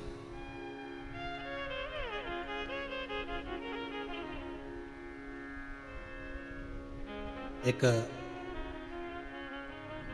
इंदौर के भगत हैं, शिष्य भी हैं, तो उन्होंने ये आश्रम से जुड़े हुए हैं, गौशाला से, तो उन्होंने प्रश्न कर कर भेजा, गुरुदेव हमारे एक रिश्तेदार हनुमान चालीसा का पाठ कर रहे थे पीपल के पेड़ के नीचे, उनकी हनुमान चालीसा की किताब को गाय खा गई, तो कैसा होता है।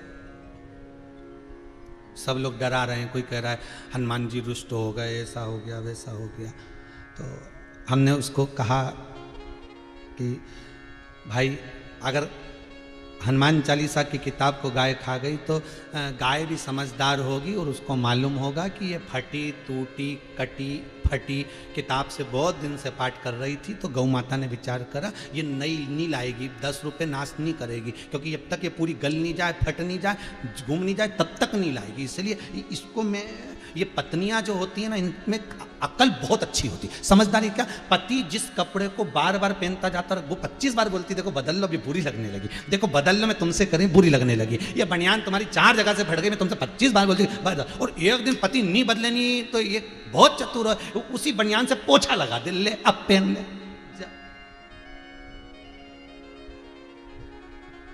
बोल रही तिलक सही है कि गलत है, उसी कपड़े से वो पोछा लगा दे, ले अब पहन। और पति देखे कि क्यों मेरी शर्ट किसने पटकी, चाय पोंछ दी उस पर, पत्नी बोले वो पड़ी थी उस पर चाय गिर गई थी। तो गौ माता ने भी विचार करा होगा कि ये हनुमान चालीसा की किताब तो बदल नहीं रहा है, पढ़े जाए पढ़े जाए पढ़े जाए है, तो उसने सोचा कि अपनी स्वाहा निकल जा, 33 कोटि देवता अंदर विराजे, इन्हीं को दे दो, ले दो। अब किसी ने उनको डरा दिया कि चालीसा तुम्हारी गाय खा गई तो तुम्हारे लिए गलत होगा। अब उसने कहा गुरुजी लोग कह रहे कि गलत होगा, हमने कहा चिंता मत कर, खा गई तो खा जान दे, परंतु 15 दिन के अंदर वो जो खाया है ना, भगवान के पास पहुंचा है ना, उसका पुण्य कहीं ना कहीं मिल जाएगा, पक्का है, कहीं ना कहीं प्राप्त हो जाएगा। और हुआ ऐसा कि उनके लड़के की जॉब नहीं लग रही थी और सरकारी सर्विस लग गई, कितने दिन पहले इंटरव्यू दिया। तो ये प्रभु की कृपा। तो आपसे निवेदन है, आप मत खिला देना हनुमान चालीसा जान करके गाय को, नहीं तो तुम सोचो कि लड़के की सर्विस लगाना है तो हनुमान चालीसा खिला दो गाय को। अब दुनिया तो ऐसी उल्टी सोच कर काम करती थी अरे वो तो बेचारे की खा गई थी तो बात की बात है, उसको लोग डरा रहे थे, भय खा गई वो, जिसकी हनुमान चालीसा खा गई कि अब क्या होगा, अब क्या होगा, बेचारी दुबली पतली हो गई, उससे कुछ बने ही नहीं, सोच सोच के मरे जा रही, तो उसको कह दिया चिंता मत कर, अच्छा होगा, नहीं तो तुम सोचो कि सियोर वाला महाराज बोला तो उनने भी खवा दी, ले आए।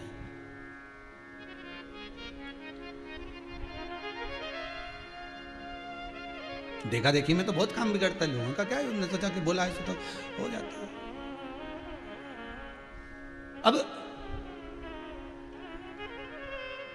मां जगत जननी पार्वती की बुद्धि विवेक से वो अच्छा ढूंढ रही है, अच्छा।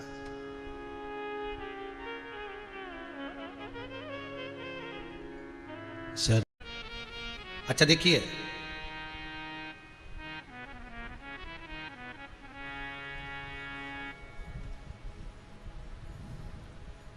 कहीं कोई लोग ने मैसेज निकाला था, शायद वो हमने पढ़ा, आपने भी पढ़ा होगा, कि पितरों की पूजन करो तो प्रेत की योनि मिलती है, ऐसा किसी ने लिख दिया था एक मैसेज में।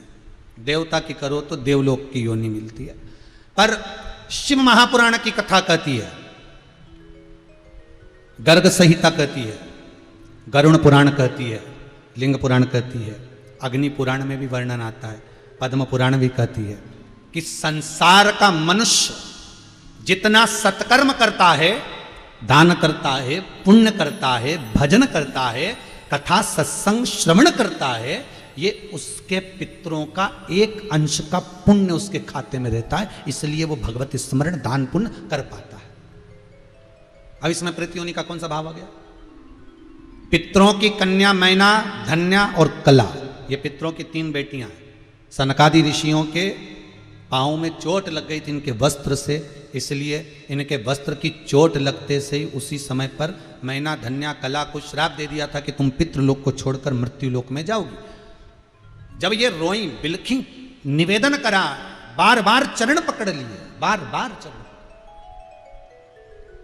कितना सुंदर कहा है मैना, धन्या, कला ने सनकादि ऋषियों के चरण। मान लो अगर देवता रूठ जाए, मान लो माता पिता रूठ जाए, मान लो पितृ रूठ जाए, मान लो कुल देवी देवता रूठ जाए, तो शिव महापुराण की कथा कहती है कि चरण पकड़ लो, और एक बार नहीं, बारंबार पकड़ लो, बार बार उन चरणों का स्मरण करिए, बार बार उन चरणों का नमनता करिए। मैना, धन्या, कला ने सनकादि ऋषियों के चरण पकड़ लिया, आप क्षमा कर दो हमको। सनत कुमारों ने कहा ठीक है, एक काम करिए, आप मृत्यु लोक में जन्म तो लोगी, ये पक्का है, पर तुम तीनों की गोद में 3 देवियां खेलेंगी। मैना की गोद में पार्वती, धन्या सुनैना बनी जिनकी गोद में सीता, कला कीर्ति बनी जिसकी गोद में राधा जी खेली।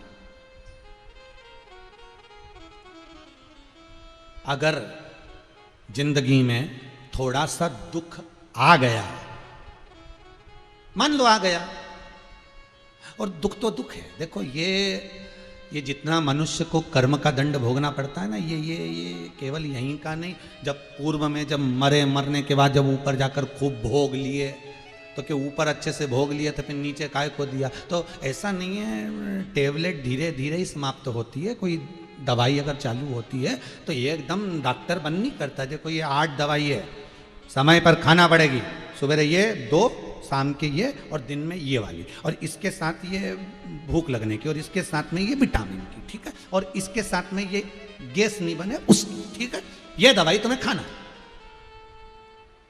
अब 8 दवाई से ट्रीटमेंट चालू हुआ, और धीरे धीरे धीरे धीरे धीरे धीरे 1 दवाई दे गई, मात्र 1 गोली, ये रोज खाना है। बीपी ऊंचा नीचा हो, शुगर ऊंची नीची हो, तो 1 गोली तुम्हें खाना, मतलब दवाई उसने लिख दी। अब वो 1 गोली चलती जा रही, तो डॉक्टर ने पूछा, मरीज ने पूछा, ये गोली कभी खत्म होगी कि नहीं होगी, समाप्त होगी कि नहीं होगी, इसको कभी छोड़े कि नहीं छोड़े? तो डॉक्टर ने कहा जिंदगी जीना है तो 1 गोली तो खाना पड़ेगा। तो ऊपर जब मनुष्य ऊपर जाने के बाद भुगत रहा था अपने कर्मों के दंड को, बार बार भोग रहा था, 94 तरह के अन्य नरकों में भुगतता रहा, चीखता रहा, चिल्लाता रहा, भगवान के आगे हाथ जोड़ता रहा। भगवान ने कहा देख दवाई तो खाना पड़ेगी। आखिरी में बोला ये दवाई कम कर दो, तो भगवान बोला 1 गोली तो खाना पड़ेगी, तो कि खा लूंगा, बस फिर जन्म दे दो, और मृत्यु लोक में भेज दिया। और 1 गोली सबको दी है, वो है दुख की गोली, जो कभी कभी तुम परमात्मा को भूल जाते हो। परमात्मा को भूलना मतलब ब्लड प्रेशर ऊंचा नीचा होना, तो वो ब्लड प्रेशर की गोली खाओ, अर्थात जैसे ही तुम परमात्मा को भूले तो दुख की गोली तुम्हारे पास में आई, और आते से तुमने जैसी गोली खाई ब्लड प्रेशर लेवल में आया। 1 दुख की गोली तो मिलती ही है, तो कहा ये गोली सबके लिए होती है क्या? दुख सबके लिए आता है? बिल्कुल। जगत जननी जगदम्बा माता भवानी कलकत्ता वाली काली से रामकृष्ण परमहंस जी बात करते थे महाराज। सुनिए कि नहीं सुनी कथा? रामकृष्ण परमहंस जी उस जगदम्बा महारानी से बात करते थे, तो भी कैंसर जैसी बीमारी हो गई थी। तो रामकृष्ण परमहंस जिस माँ से बात करते थे तो शरीर में तो फिर रोग आना ही नहीं चाहिए था। तो स्वामी विवेकानंद जी के गुरु थे रामकृष्ण परमहंस जी। तो स्वामी विवेकानंद जी ने पूछा, गुरुदेव आप जगदम्बा से क्यों नहीं कहते कि आपका ये रोग समाप्त हो जाए, इतनी बड़ी बीमारी हो गई है। रामकृष्ण परमहंस जी कहते हैं संसार में जन्म लिया है तो इस शरीर को अगर भगवान ने दिया है तो एक टेबलेट दुख की जरूर देकर भेजा है, वो भोगना पड़ेगा। आज नहीं भोगे तो कल भोगना, कल नहीं भोगे तो आने वाले समय में। तो फिर कहा रामकृष्ण परमहंस जी से कहा तो ये दुख कटेगा नहीं।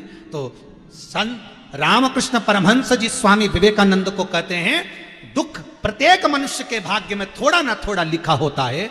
ज्ञानी उसको ज्ञान के माध्यम से, तप साधना से, भजन पूजन से, स्मरण से, कीर्तन से उस दुख को काटता रहता है, और अज्ञानी उस दुख को रो रो के काटता रहता है। जब देखो जब रोता ही मिलेगा, 50 बार मिलो रोता ही मिलेगा। तो कोई जो अज्ञानी है वो रो रो के दुख को काटता है, और ज्ञानी भजन कर करके दुख को काट देता है। नामदेव जी महाराज के भी दुख लिखा था, संत तुकाराम जी के भी दुख लिखा था, मीराबाई के तो जहर का प्याला दुख लिखा था। कितना दुख संसार में, ऐसा कोई मनुष्य पृथ्वी पर नहीं जन्मा जिसके दुख ना लिखा हो। प्रहलाद के भी दुख लिखा, ध्रुव जी के भी दुख लिखा, मीराबाई के दुख लिखा। संसार का जो मनुष्य पृथ्वी पर जन्मेगा, चाहे परमात्मा को भी पृथ्वी पर राम और कृष्ण बनकर जन्म लेना पड़ेगा तो दुख झेलना पड़ेगा। दुख तो भाग्य में लिखा, क्योंकि मनुष्य का शरीर मिला है तो दुख रूपी टेबलेट तुम्हारे साथ में जेब में रखकर दे दी गई कि सफर करोगे तो भी टेबलेट खाना, घर में रहोगे तो भी ये दुख रूपी टेबलेट। भगवान राम अगर राम मेरा परमात्मा राम बनकर अगर प्रकटे हैं तो भी उनको दुख झेलना पड़ा। सीता का परित्याग हुआ, माता सीता को वन जाना पड़ा, स्वयं को वन जाना पड़ा, सीता जी का हरण होना पड़ा। भगवान कृष्ण को भी अगर मृत्यु लोक में मानव का शरीर लेना पड़ा तो उनको भी दुख झेलना पड़ा।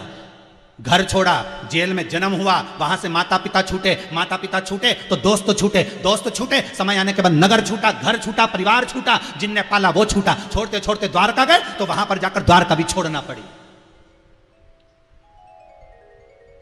मनुष्य की देह मिली है तो दुख तो कोई भी है, अगर पृथ्वी पर जन्म लिया है तो दुख रूपी टेबलेट, जैसे ब्लड प्रेशर की टेबलेट होती है, शुगर की दवाई होती है, लोग उसको कभी नहीं छोड़ते, लेके ही चलते हैं, कहीं पर भी जाए उसको खाना जरूरी होता है। उसी तरह ये दुख टेबलेट, ये दुख रूपी टेबलेट ऊपर से जब जन्मे, माता के गर्भ से जब तुम्हारा जन्म हुआ, ये टेबलेट तुम्हारी जेब में डाल के भेजा गया, तुम्हारे अंतर्गत इस टेबलेट को दिया गया कि दुख तो भोगना पड़ेगा, आज नहीं तो कल, कल नहीं तो परसों। बस इतना याद रखना, भजन करते करते दुख भोगोगे, स्मरण करते करते भोगोगे तो मालूम नहीं पड़ेगा। जैसे कोरोना महामारी दरवाजे के बाहर भी खड़ी है, हर जगह पर खड़ी है, बस तुम भजन करते जा रहे हो तो वो तुम्हारे सम्मुख में नहीं आ पा रहे, तुम्हारे सामने वो प्रस्तुत नहीं हो पा रहे। इसलिए दुख तो हर एक के भाग्य में लिखा।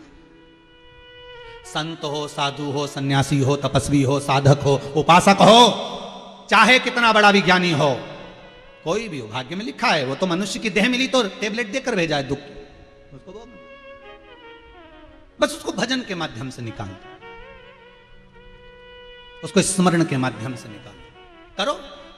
जब दुख आए ना जिंदगी में, जपते रहो श्री शिवाय नमस्तुभ्यम, श्री शिवाय नमस्तुभ्यं, श्री शिवाय नमस्तुभ्यं, श्री शिवाय नमस्तुभ्यं, श्री शिवाय नमस्तुभ्यं, श्री शिवाय नमस्तुभ्यं, श्री शिवाय नमस्तुभ्यं, श्री शिवाय नमस्तुभ्यं, श्री शिवाय नमस्तुभ्यं, श्री शिवाय नमस्तुभ्यं। एक शीतलता का भान होगा, एक अनुभव शिव का होगा। 1 मिनट के लिए जितने लोग टीवी के सामने बैठे हैं, मोबाइल के सामने बैठे हैं, अपनी अपनी आंखें बंद कर कर 1 मिनट के लिए मंत्र उच्चारण। श्री शिवाय नमस्तुभ्यम, श्री शिवाय नमस्तुभ्यम, श्री शिवाय नमस्तुभ्यम, श्री शिवाय नमस्तुभ्यम, श्री शिवाय नमस्तुभ्यम, श्री शिवाय। धीरे धीरे आराम से नेत्र बंद कर कर भाव से दिल से बोलो। देखो शंकर की शरणागति होती है कि नहीं होती, दिल से बोलना, दिखावे से नहीं। आपके सामने कोई नहीं है, टीवी है, वाणी है, शंकर की पोथी है और आप हो। शिव का स्मरण। श्री शिवाय नमस्तुभ्यम, श्री शिवाय नमस्तुभ्यम, श्री शिवाय नमस्तुभ्यम, श्री शिवाय नमस्तुभ्यम। शिव नेत्र खोल लीजिए, आंखें खोल लीजिए, दर्शन शिव का हो। एक मौनता, एक आनंदता, एक उमंगता, शंकर की कुछ पावर, कुछ एनर्जी इस शरीर में रोमावलियों के द्वारा प्रवेश कर जाती है। कल कोई कह रहा था, गुरुदेव आप बोल रहे थे कथा में कि टीवी की आवाज का वॉल्यूम तेज कर दीजिए, रोड की ओर बक्सों का मुख कर दीजिए जिससे लोगों को कथा सुनाई दे। इससे होगा क्या? हम कहते हैं आपके मुख से निकली हुई वाणी तरंगों के रूप में इस रोमावली से प्रवेश करती है पूरे वायुमंडल में। पूरे वायुमंडल में जब शंकर की कथा का संचार होता है, 2 बजे से 5 बजे तक लोगों ने लिखा है मैसेजों में कि हमारा गांव, हमारा नगर सूना हो जाता है। जब वायुमंडल में जब शिव महापुराण का संचार होगा, शंकर के शब्द गूंजेंगे, तो हो सकता है इस देश का, इस विश्व का कल्याण शीघ्र हो जाए। स्मरण करें।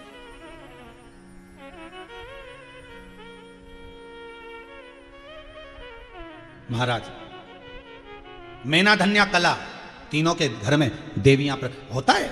दुख आया है तो सुख भी आएगा। अगर भगवान ने एक टेबलेट दी है तुमको दुख की, तो भगवान ने दूसरी टेबलेट, डॉक्टर अच्छे से अच्छा विद्वान भी डॉक्टर अगर एक दवाई किसी को नहीं लिखता, उसके साथ दूसरी दवाई जरूर लिखता कि अगर ये दवाई से गैस होगी तो उसके साथ में ये खाना पड़ेगा, उसके साथ ये विटामिन की एक दवाई लेना। तो कई लोग कहते हैं साहब एक लिख दो, नहीं ये 2-3 काय को लिखी। तो डॉक्टर बोले ये बुद्धि चला, एक लिखने को तो लिख दूंगा पर बाद में दिक्कत दे जाएगी, इसलिए 2-3 दवाई इसलिए लिखते कि इस दवाई से इस दवाई को दबाया जाए, इस दवाई से इस दवाई को दबाया। तो डॉक्टर जानता है कि दवाई से दवाई को दबाया जा सकता है, इसलिए वो 2-3 तरह की लिखता है।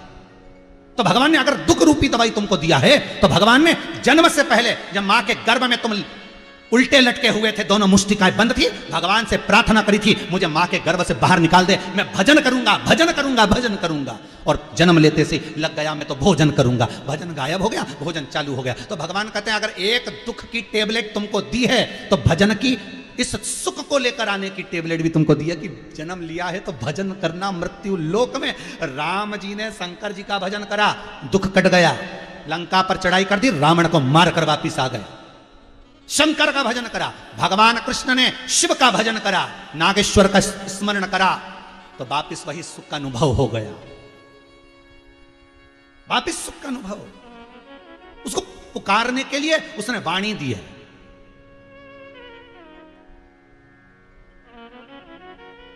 अरे बेचारी जीवान इतनी छोटी सी,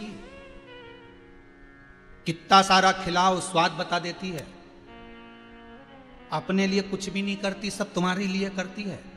इतनी सी बेचारी जीवान, काजू बादाम पिस्ता इमरती जलेबी पकोड़ा भजिया अचार चटनी सबका स्वाद अलग अलग, और वो गया शरीर में खाया तो जीवान बड़ी क्या? अरे बोलो तो रे, जीवान बड़ी किसी की खाने से नहीं, बड़ा क्या शरीर, बड़ा क्या शरीर, जीवान नहीं बड़ी, जीवान तो बेचारी उतनी की उतनी थी, उतनी की उतनी है, शरीर बढ़ गया, ऐसे थे ऐसे हो गए, शरीर बढ़ गया, पर जीवान नहीं बढ़ी, जीवान तो बेचारी उतनी की उतनी रह गई। पर जीवान ने कहा मैं भले नहीं बढ़ूंगी, पर स्वाद लेकर पूरे शरीर को दे दूंगी कि ये स्वाद है इसका। और आप तो उसी तरह भगवान कहते हैं कि दुख दिया है तो उसके साथ मैंने सुख की एक टेबलेट दी है, भगवान का भजन स्मरण कीर्तन नाम जाप जपो, तुम जितना जपोगे दुख उतना कट जाएगा, जपते रहो।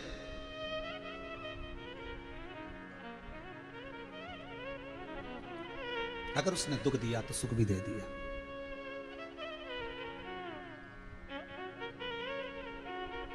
कहा जपो, मैना, धन्या, कला, तुम पितरों की बेटियां हो, तुम्हारे घर में 3 देवियां जन्मेंगी, तुम्हारा कल्याण करेंगी, भजन करोगे कल्याण होगा, ये पक्का निश्चित है। और इन तीनों के घर में 3 देवियां, तो मैना की गोद से जो पार्वती मैया प्रकट हुई है, मैना की गोद से जो माता पार्वती का प्राकट्य हुआ है, वो पार्वती मैया ने जो देवर्षि नारद के वाणी में से शंकर की अच्छाइयों को, खूबियों को जो छाटा है, वो खूबियां केवल पार्वती निकाली। और आपसे भी निवेदन है, शिव महापुराण में से, शंकर की कथा में से, भगवान के भजन में से, स्मरण में से, अपने माता पिता में से, परिवार में जितने सदस्य रहते हैं उनमें से, संसार के लोगों में से केवल खूबी निकालना, खामी नहीं, अच्छाइयां निकालो, बुराइयां नहीं, उसमें से छाटो, क्या अच्छा मिल सकता। एक व्यक्ति निकलकर जा रहा था, उसने कोयल की आवाज सुनी, कितना सुंदर बोलती है कोयल, पर काली नहीं होती तो कितना अच्छा होता। आगे गया तो उसने गुलाब का फूल देखा, कितना सुंदर गुलाब का फूल, पर इसमें कांटे नहीं होते तो कितना अच्छा होता। और आगे गया, समुद्र का जल देखा, समुद्र का जल कितना सुंदर, कितनी अच्छी लहरें पड़ रही हैं, कितना सुंदर जल, कांच जैसा, पर खारा नहीं होता तो कितना अच्छा होता। इतने में गुलाब का फूल, समुद्र का जल, कोयल, तीनों ने मिलकर कहा, रे मनुष्य, तुझ में दूसरे की बुराई देखने की आदत नहीं होती तो कितना अच्छा होता। पूरी जिंदगी हमने बुराइयां देखी, वो कोयल में देख ली, गुलाब के फूल में देख ली, कहीं समुद्र के जल में देख ली, बुराइयां देखना छोड़ दोगे, आपके भीतर इतनी अच्छाइयां बढ़ जाएगी, इतनी अच्छाइयां बढ़ जाएगी कि दुनिया आपको नमन करेगी, प्रणाम करेगी, साष्टांग करेगी। आप अच्छाइयां ढूंढना चालू कर दो, आप में दुनिया अच्छाई देखना चालू कर दो, ढूंढो। पार्वती मैया बड़ी हो गई, चित्तवृत्ति में शिव थे। भगवान शंकर ने भी कई बार परीक्षा ली। एक बार शंकर नटराज रूप रखकर, केवल नटराज रूप भगवान शंकर ने पार्वती के लिए नहीं रखा था। एक बार ब्रह्मा जी ने आकर कह दिया था कि सरस्वती को अहंकार आ गया है उसकी बाध्यता पर, सरस्वती को अहंकार आ गया है उसकी वीणा पर, सरस्वती को अहंकार आ गया है उनकी वाणी पर, स्वयं ब्रह्मा कह रहे हैं। तो शंकर भगवान ने पूछा, क्या बात है ब्रह्मदेव, तुम क्या चाहते हो? भगवान ब्रह्मदेव कहते हैं कि बस अगर देवता की अर्धांगिनी होने के बाद भी अगर सरस्वती को, वीणा देवी को इतना अहंकार आए तो ये श्रेष्ठ नहीं, उनके अहंकार को आपको गिराना है। शंकर भगवान नटराज का रूप धारण कर कर सरस्वती से कहते हैं कि तुम में नृत्य लीला कितनी है। माता सरस्वती नृत्य लीला को समझाते समझाते थक गई, नहीं जान पाई, तब शंकर ने नटराज रूप धारण कर कर जब सरस्वती के सम्मुख में नाट्य लीला करी, सरस्वती अचंभे में पड़ गई। सरस्वती अचंभे में, आपके भीतर ये अभिमान ना है, आपके भीतर ये अभिमतता ना आना चाहिए। मीराबाई जब जब भजन गाती थी, राग से, मन से, आनंद से गाती थी। तानसेन निकल कर जा रहा था, मीराबाई के भजन सुने तो उसने एक पत्थर उठा के दीवार पर लिख दिया, कृपया राग में गाएं। भजन होने के बाद मीराबाई उठ के चली। किसी ने कहा, यहां से अकबर के नगर का जो तानसेन है, जो स्वरों का सम्राट है, वो निकल कर गया था, तो उसने लिखा है कृपया राग में गाएं। मीराबाई आप कुछ बोलोगी नहीं? मीराबाई ने कलम उठाई, राग के आगे लिख दिया अनु। क्या लिखा? अनु। अब पूरा हो गया, कृपया अनुराग में गाएं। तानसेन निकल कर गया तो उसने कहा, कल मैंने लिखा था राग में गाएं, अनु किसने लिखा? मीराबाई ने। तानसेन जाके मीरा के चरण पकड़ लिए कि सत्य कहा तूने, भगवान को रिझाने के लिए, परमात्मा को रिझाने के लिए राग की जरूरत नहीं पड़ती, परमात्मा को रिझाने के लिए अनुराग की जरूरत पड़ती है। दिल से जो निकलेगा वही प्रार्थना हो, जो दिल से निकल गया वही प्रार्थना है। प्रार्थना अलग से नहीं बनती, दिल से कही हुई प्रार्थना। दुनिया को प्रसन्न करने के लिए अगर आप गाओगे तो वो राग है, दुनिया को प्रसन्न करने के लिए अगर कुछ कहोगे तो वो राग है, दुनिया को प्रसन्न करने के लिए कहोगे तो वो राग है, और भगवान को प्रसन्न करने के लिए अगर कुछ कहोगे तो वह अनुराग है। आप परमात्मा के लिए गा रहे हो, परमात्मा के लिए स्मरण कर रहे हो, परमात्मा के लिए आप जो कुछ बनाओ वो परमात्मा के लिए।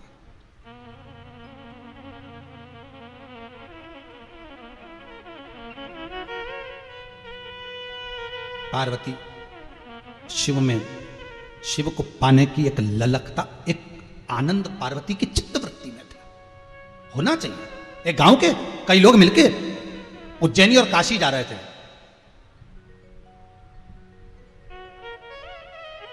उज्जैनी और काशी तो उन्होंने कहा पहले कहाँ चलते थे, पहले उज्जैनी चलते हैं। उसी नगर के लोग अच्छी गाड़ी वाड़ी तैयार कर ली और उज्जैनी जाने लगे, काशी जाने लगे। तो वहाँ पर एक गरीब व्यक्ति रहता था, बहुत गरीब, बड़ा बेचारा, बहुत गरीब। अब इसका मन हुआ कि भैया देखो तुम्हारा साथ मिल जाएगा तो हमको भी ले चलो, हम भी चलें उज्जैनी काशी। तो उन्होंने कहा गाड़ी में जगह नहीं है, हम नहीं ले जा सकते, हमारी बैलगाड़ी में तो इतनी जगह ही नहीं है। तो वो उसने सोचा बैलगाड़ी में जगह नहीं, हम कैसे उज्जैनी जाएं, कैसे काशी जाएं, कैसे महाकाल का दर्शन, कैसे विश्वनाथ का दर्शन करें। तो उसने कहा एक काम करो, तुम गाड़ी से चलो, हम पैदल चलते। और वो व्यक्ति अपना थोड़ा सा सामान लेकर एक आध जोड़ कपड़ा मपड़ा लेकर चल दिया और भगवान शंकर का भगत था, शिव का स्मरण करता करता चल दिया। मन में वही भगवान शिव की भक्ति लिए, बोल बम बोल बम बोल बम बोल बम बोल बम बोल बम चला।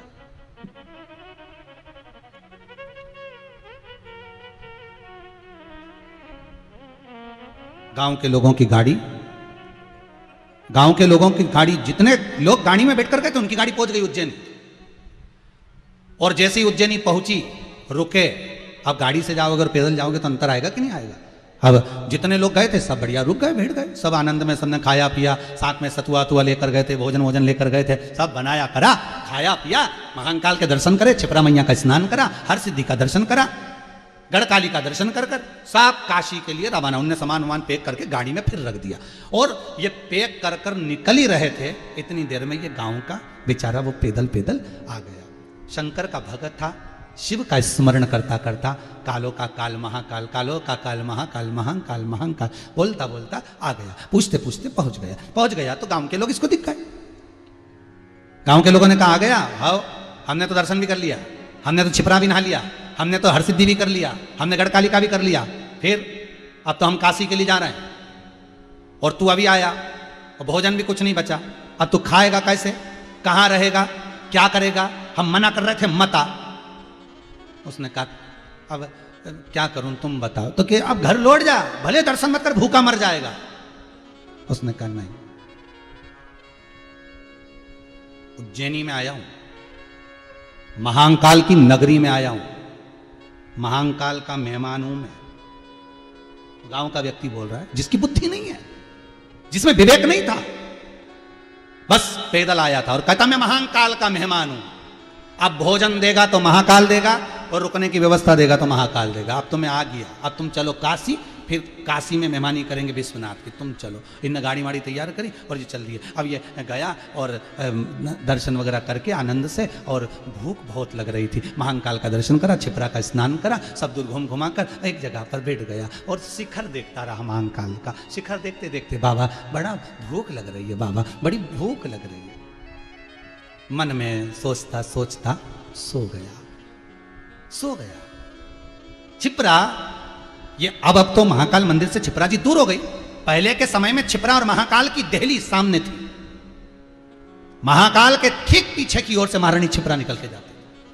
अगर पुराना उज्जैनी का इतिहास देखोगे तो उसमें मिल जाएगा आपको। सो गया, भूखा है।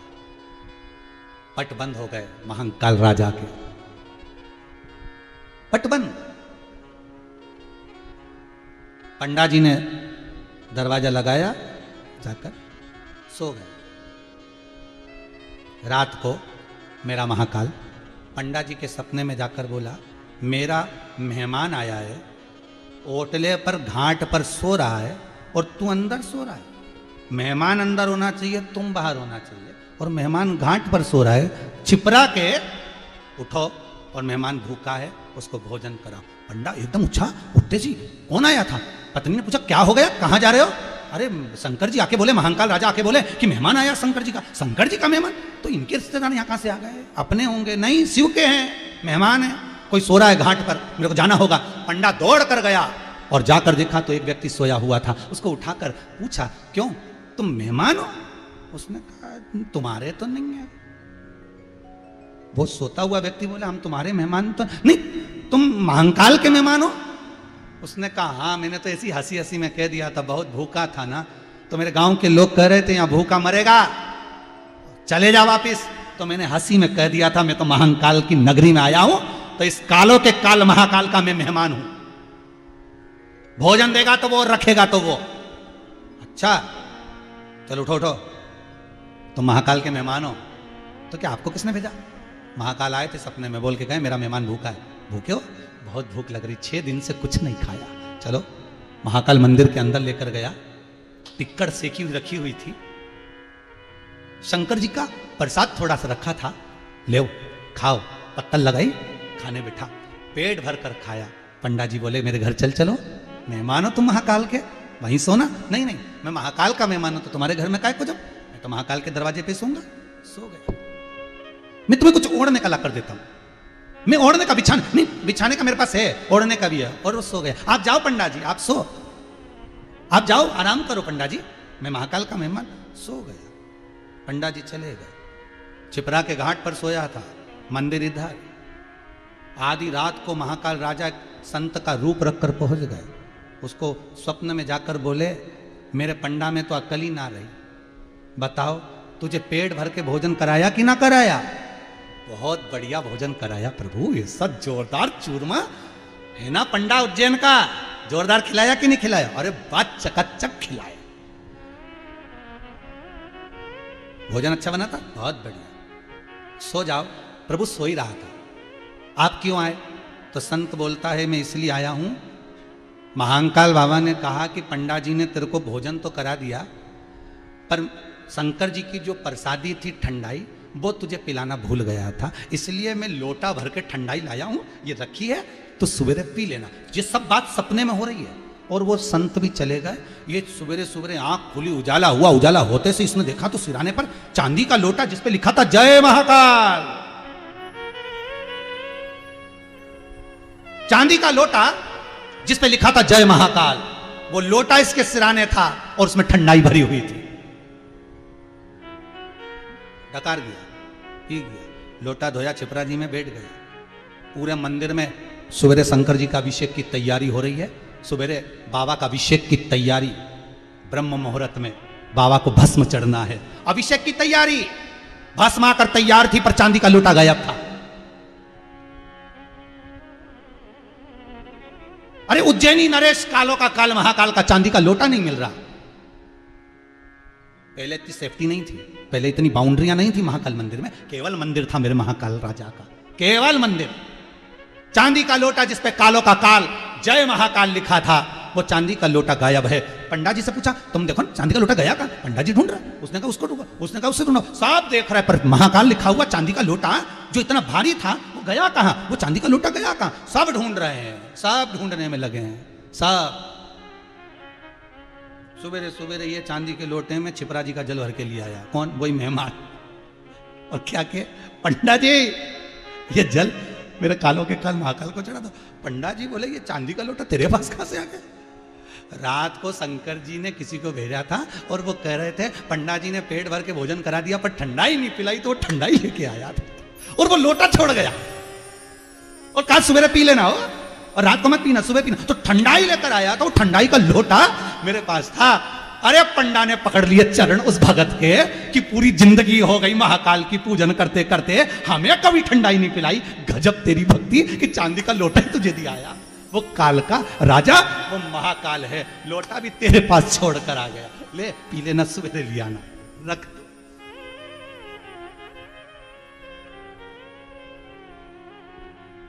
पंडा की आंख में से आंसू बह रहे। पंडा की आंख में से आंसू बह रहे हैं। तेरे मेहमानों का कितना ध्यान रखता है। इसके पास कोई पूंजी नहीं, इसके पास कोई धन नहीं, इसके पास कोई वैभव नहीं, पर तूने रात को जाकर भी उसको ठंडाई, कोई कमी रह गई थी? पंडा की आंख से आंसू बह रहे हैं, आंखों से अश्रु। मेरे उज्जैनी महाकाल का पंडा रो रहा है, हे महाकाल गजब कृपा करी। पंडा ने शिव को, शिवलिंग को गले में लगाकर कहा आज से उज्जैनी में आने वाला एक एक भगत आपका मेहमान है, तो इस पंडा का भी मेहमान है। उज्जैन के पंडा का भी ये मेहमान रहेगा। महाकाल के मंदिर में दर्शन करने वाला एक एक भगत, उज्जैनी का पंडा कहता है वो मेरा भी मेहमान रहेगा। चांदी के लोटे को जब देखा, पंडा की आंख से आंसू निकल रहे थे। भगत कहता है ये लोटा मैंने चुराया नहीं, मैं सत्य कहता हूं। पंडा कहते हैं आपने चुराया नहीं, आपके पास आया कैसे? रात को कोई संत आए थे, उन्होंने पूछा भोजन करा दिया पंडित जी ने? हाँ। कैसा लगा? अच्छा, सब अच्छे से खा लिया, अब विश्राम करो। पर मेरे भगत ने तुम्हें ठंडाई पिलाना नहीं चाहिए, वो भूल गया था, इसलिए मैं ठंडाई लेकर आया हूँ। ये ठंडाई देकर गया था। कौन था? मैं पहचानता नहीं हूँ, मैं तो छिपरा के घाट पर सो रहा था, मुझे नहीं मालूम कौन था। पंडित जी कहते हैं वो कोई दूसरा नहीं, मेरा महाकाल राजा सामने खड़ा हुआ था, मेरा महाकाल खड़ा।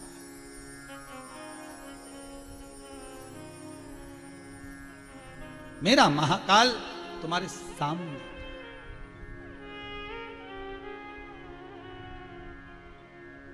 कहां से आए हो? गांव का नाम बताया। कहां जा रहे हो? काशी जा रहे। पंडित जी कहते हैं अब काशी जाने की जरूरत ही नहीं बची, अब क्या काशी जाओगे, अब तो दर्शन उसने दे दिया। वो सामने आकर जब खड़ा ही हो गया, हाथ से जब ठंडाई पिला दी है, तो क्या सोमानी जी, सूरत में आप बैठे कथा का लाभ ले रहे हैं परिवार पर। मैं सत्य कहता हूं, इस व्यासपीठ का, इस कुबेरेश्वर धाम का, भले अभी लॉकडाउन चल रहा है और आपसे भी निवेदन है कोई यहां नहीं आए, घर बैठकर सुनिए, पर इस कुबेरेश्वर धाम में शिव पुराण का एक नियम जरूर है कि यहां जब जब शंकर की कथा हुई है, या तो काशी से या उज्जैनी से शंकर की भस्म जरूर आई। आज एक 1 स्टार पुलिस वाला उज्जैनी से आ गए और कहते हैं कि उसका कोई बैरागी, उनके उस पर लिखा हुआ था, कोई बैरागी जी थे, और वो जो भस्म चढ़ाते हैं उस पंडा का पर्सनल गार्ड है गवर्नमेंट की ओर से।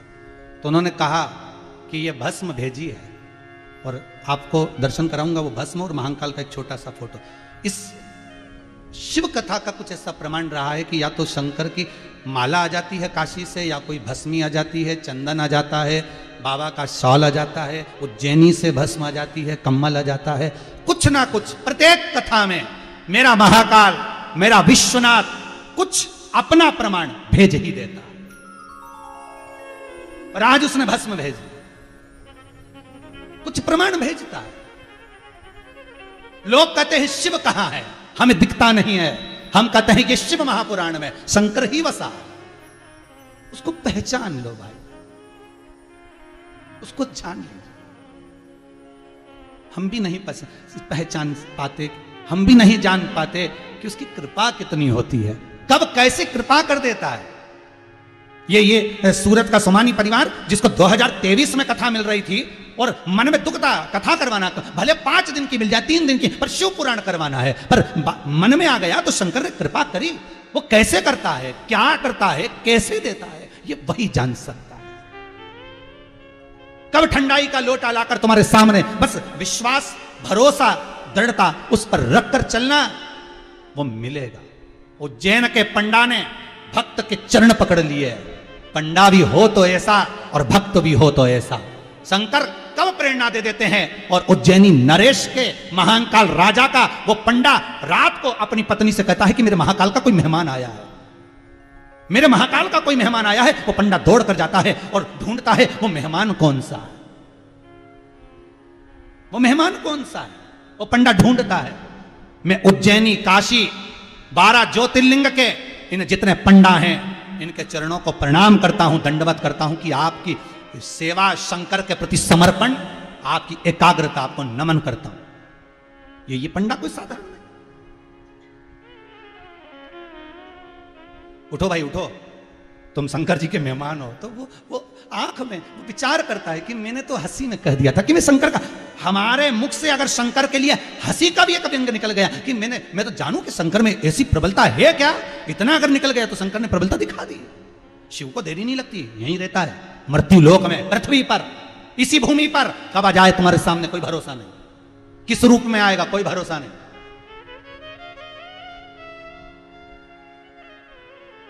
चला भगत चला तो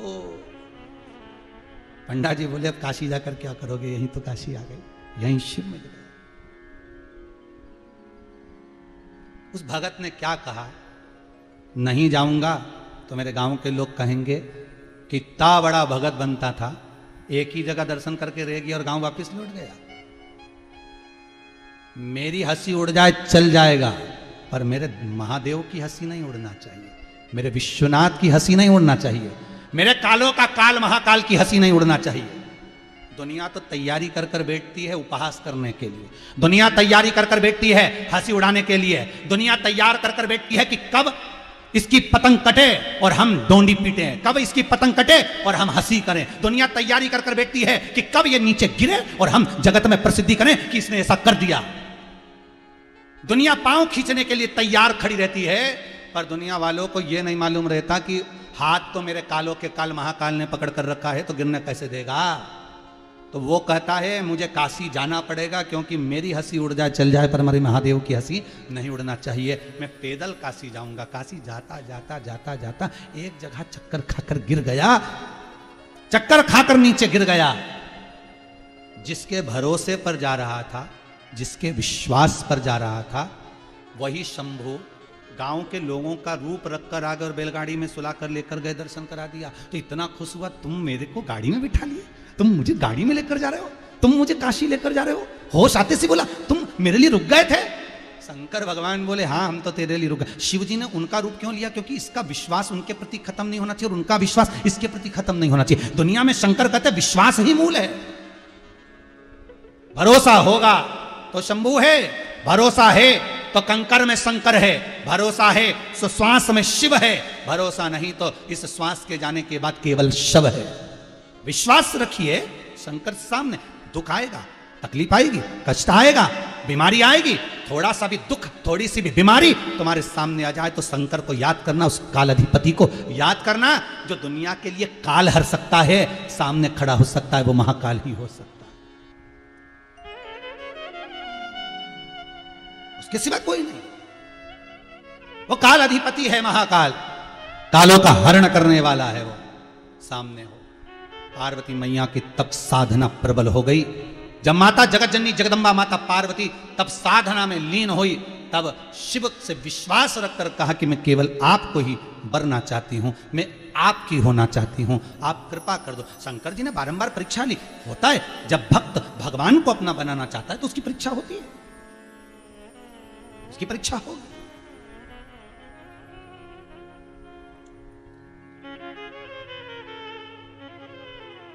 परीक्षा वो परीक्षा लेता है, बहुत परीक्षा।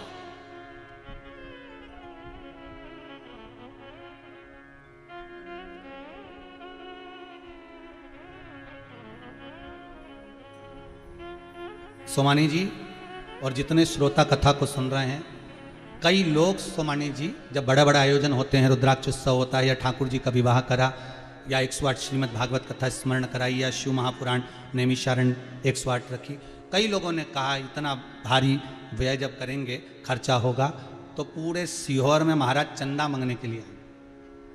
पर हम भी बाबा के भक्त हैं, बाबा से एक ही बात कहते हैं कि रसीद तो कटेगी, तेरी कटेगी, चंदा तुझे देना है, दूसरी जगह नहीं।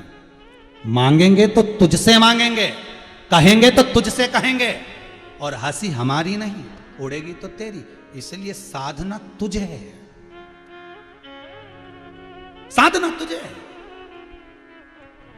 कब कितने लोग आप सबके प्रेम, आप सबके दान से, आप सबके सहयोग से इस कुबेरेश्वर धाम में कितने समय से आजीवन भोजन भंडारा चल रहा है। कौन ला रहा, कौन ले जा रहा, क्या बन रहा, कैसा बन रहा, ये सब शंभू ही जानता है, सब शंभू।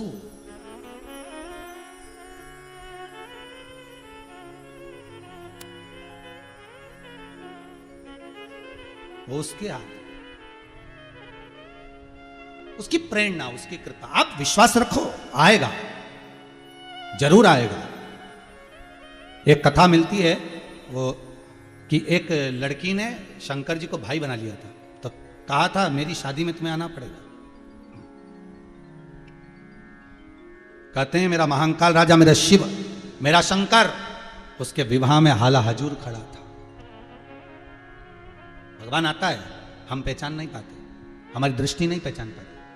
एक भक्त ने भगवान से, एक सेठ जी बोले कि तुम आते हो तो हमको दिखो जरा, आओ। भगवान बोले हम आएंगे और तुम भगा दोगे, ये पक्का है। सेठ जी बोले ऐसा कोई होता है कि हम तुम्हें भगा देंगे? तो कैसे, तुमने शाम को सत्यनारायण जी की कथा रखी है, प्रसाद बांटोगे, सबको दोगे और हमको ही नहीं दोगे, ऐसा कोई होता है क्या? तुम आके देखना। और सेठ जी ने सत्यनारायण जी की कथा रखी, सबको बुलाया, निमंत्रण दिया, उसमें भगवान भी आ गए। ऐसा भिखारी का रूप रख के आए, पूरे मुंह पे मक्खी मक्खी भी न कराई, बड़ा भयंकर मुंह में से राल टपक रही, हाथ पूरा बेकार, पांव बेकार। सेठ जी बोले बाहर बेटा, भगा दो इसको यहां से, सारे भग जाएंगे लोग, भगा उसको। भगा दिया। पत्नी से कहा आज भगवान आएंगे, एक दोना प्रसाद अलग से रख दे, भगवान को देना है। रात हो गई, 11 बज गई, पत्नी के कोई नहीं आए। दूसरे दिन सेठ जी वापस भगवान के पास गए, क्यों तुम कल आए नहीं, हमको पगला बना दिया, हमको मूर्ख बना दिया, कल क्यों नहीं आए? भगवान बोले आए तो थे, तुमने तो इतनी तेज भगाया, अंदर तक नहीं घुसने दिया, और किन नहीं आए? तो क्या कब आए थे? शंकर भगवान बोले आए तो थे, मुंह पे मक्खी भिनक रही थी, राल टप, तुम थे। शंकर जी बोले और नहीं तो कोई दूसरा था, हम तो पहचानी नहीं, हम तो सोचे भिखारी है। शंकर भगवान बोले हम आते ही ऐसे, हम तो कब किस रूप में कब पहुंच जाए ये किसको मालूम हो। पार्वती कहती है मेरे शिव मेरे हो जाए, मैं शंकर की हो जाऊं, और चाहिए क्या इसके सिवा? और आया समय, मेरा देव अधिदेव महादेव जगत जननी जगदम्बा मां पार्वती के हो गए, पार्वती शिव की हो गए।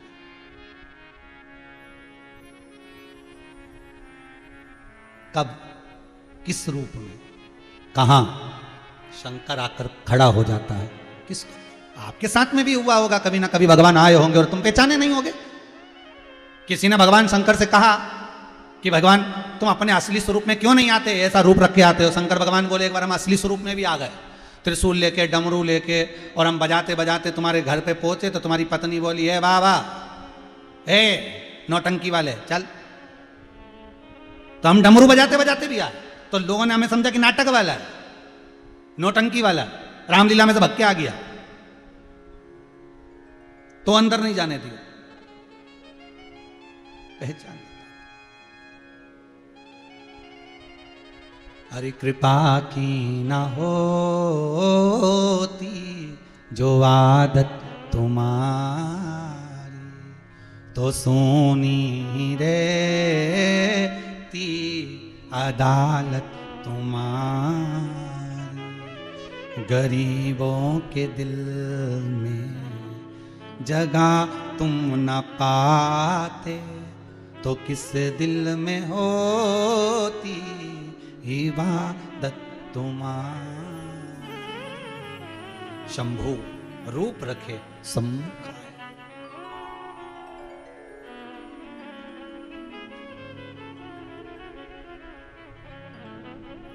पहचान पाते, वो रूप मिल गया। भगवान बोले मैं असली स्वरूप में भी आने को तैयार, पर पहचाने को कौन?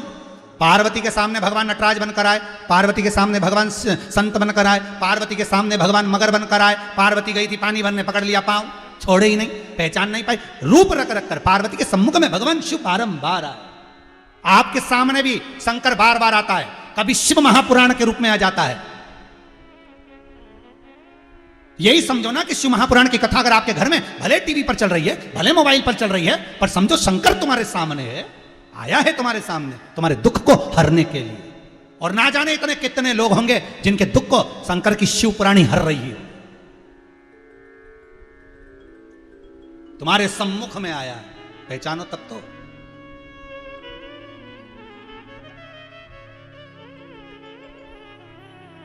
पार्वती शिव की हो गई, शंकर पार्वती की हो गए। दोनों दूल्हा दुल्हन, बना बनी,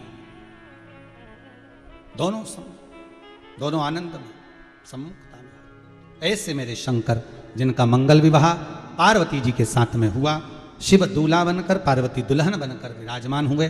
बड़ा सुंदर आनंदमय स्वरूप मेरे शिव और पार्वती का रहा। आप सभी को भगवान शंकर के मंगल विवाह की बहुत बहुत बधाई हो। प्रसन्नता की बात सोमानी जी ये भी है कि वैशाख शुक्ल पक्ष पंचमी को भगवान के मंगल विवाह की तिथि रहती है, और वैशाख शुक्ल पक्ष में ही अपन शंकर भगवान का मंगल विवाह का आनंद पाए हैं। तिथि में थोड़ा सा भेद है, बाकी के है तो वही शुक्ल पक्ष, वही वैशाख महीना। शंकर की वही कृपा। आप सबको बहुत बहुत बधाई। सभी दानदाता जो वृद्धाश्रम, गौशाला और आजीवन भोजन भंडारे में जो अन्नदान में बैसाख के महीने में आप जो अन्नदान कर रहे हैं, 1 रुपये का भी जो सहयोग प्रदान कर रहे हैं, उन सभी को बहुत बहुत साधुवाद था। आपका कन्यादान शिव बाबा की कृपा, सभी पूर्ण रूप से आनंदित हो। सभी को साधुवाद करते हुए आज की कथा को विराम देते हैं। हर हर महादेव। सभी भक्तों को सादर जय श्री कृष्ण, राधे राधे, हर हर महादेव। 7 दिवसीय सुंदर श्री शिव महापुराण की अलौकिक दिव्य कथा आज सभी हम सबने भगवान भोलेनाथ की सुंदर